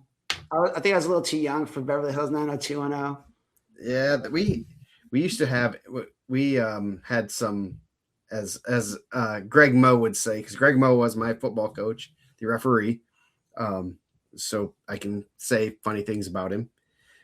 We had some very 90210 type players on the football team, and we would watch 90210 on Thursday nights, like a couple times a year outside at the practice football field. And it was actually kind of fun, but it was, he would always call a couple of the players prima donnas, the whole, don't want to mess up your hair type guys. And we would watch those. It was actually pretty hilarious. And as you look back, and great team bonding and fun, and we'd all sit there watching. That's the only time I watched it, really, because I really wasn't into it. Man, there's like some things I look back now, and the Golden Girls. If you're a Golden Girls hater, then I think you're out of your mind. I used to watch a little Golden Girls too. There were some shows that like I felt like when they came on, it was like time to go to bed. Like when I heard that MASH music, that might just put me right to sleep. Yes. If I hear like MASH coming on, that's time to go to bed. I used to like the Golden Girls, but like, didn't you find out they weren't as old as you thought they were when they were being the Golden Girls?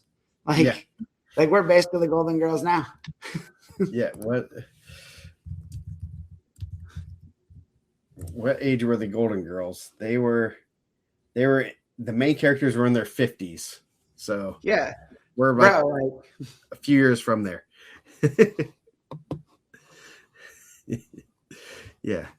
So yeah, I mean, there was like a bunch like Blanche was 47 to 53, so oh, crap, I'm getting real close to that. yeah, we're out here tracking. We're out here living. Damn close to it. Jeez. Did man, there's always I was talking about. Remember, like when you stay up way too late and you would start hearing those like those CDs, like the songs, like the love songs, like endless love songs, and they'd have like one for like Tubular Bells and all this other stuff. Those are like songs. Those are commercials. That I was like, all right, I stayed up too late. I'm Yes. tired tomorrow. Yes. Oh yeah, those are when they started going to the infomercials and all that stuff. Man, I haven't stayed up all night like 24/7 in a long time just to watch TV. Do they still like play like the national anthem at the end of like the broadcast day? Like, does that happen still? Probably on some channels, I'm sure. I don't even know what that is. Dick Bandy. Dick Biondi. Dude, when we stay at my grandma's house, I'd be like, they'd be like watching Mama's Family in the heat of the night, MASH, time to go to bed.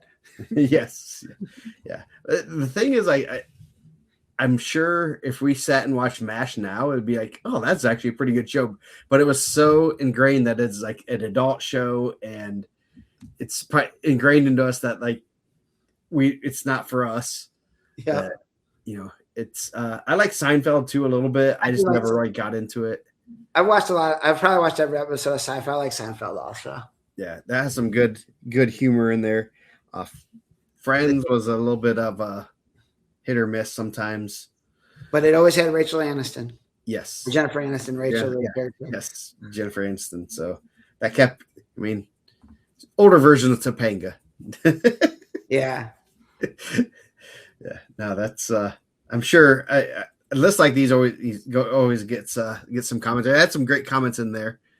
You know, that's some good shows. I always like how people like say random. Like number one, we either talked about it, but we also have a top. It's only top 5, so you know, there's a lot of good movies. There's a lot of good shows that I'm sure we will miss. Man, I don't know if I ever watched a lot of What's Happening. Man, I remember like obviously now it's canceled. I can't watch the Cosby Show anymore. You know, guy gave some strong drinks. You know, I was in prison. Can't watch the Cosby Show anymore. But you know, like that, and then like obviously like Sanford and Son. You know that song's pretty iconic. You hear that? It's I'm not. It's probably gonna be something dirty. Don't do it, Joe. No, it's Dick Beyond. Trying to get that Travis Homer was trying to get me last week. It's Dick Beyond. He's like an old like announcer, disc jockey.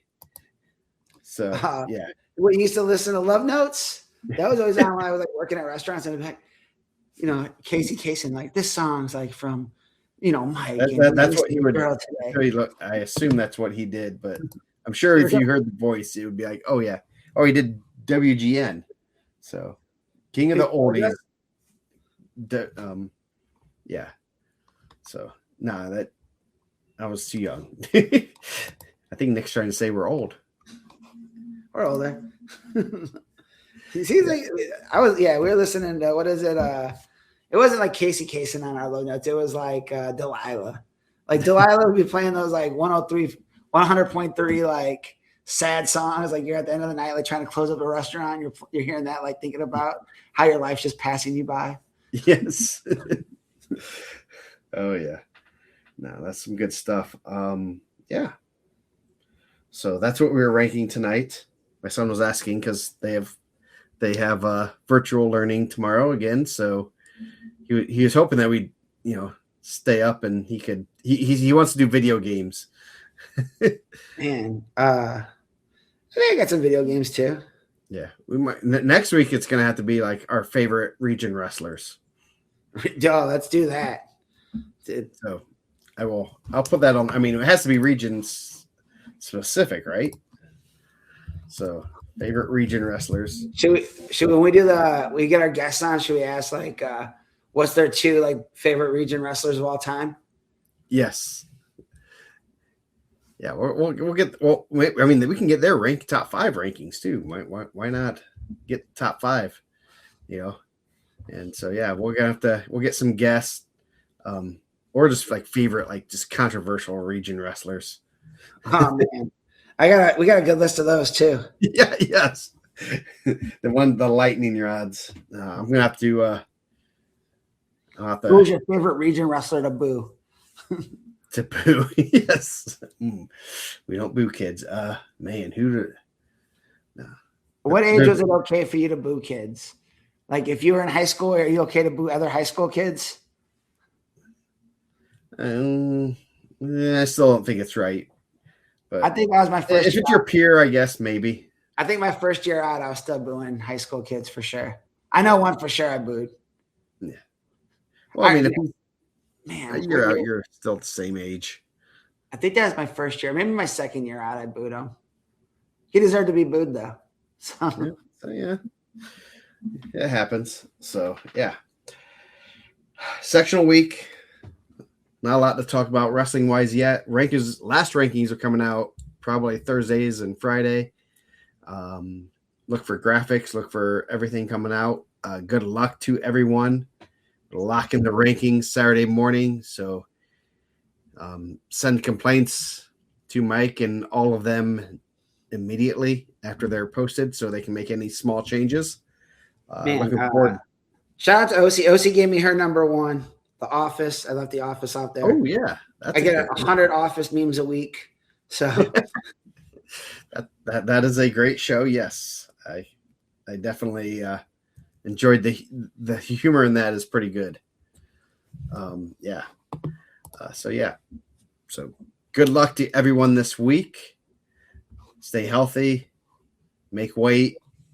Hopefully everyone has their 6 qualifying weigh-ins and you don't have to bother Mr. Falcons with things like that, because I am sure there's hundreds of coaches that are doing that and it's not fun. So no. I do not envy him these next couple of days, because there's lots of seating. People ask him seating questions. They'll ask him weight questions like, yeah, we kind of only have 3 qualifying weigh-ins, and it's just not a fun time. I understand there's issues with that stuff, but at the same time, it's not fun. So good luck to everyone this week. We will be back Monday, maybe Sunday. I don't know. We'll figure that out later. And we'll have episode 219, the region special. So I'm looking forward to it, because can we get like a background of the steel mills? That's how we'll open. We'll play the music. We'll just have the background of the mills, the lifeblood of the state of Indiana. Yes. So good luck, and we will see you guys Monday.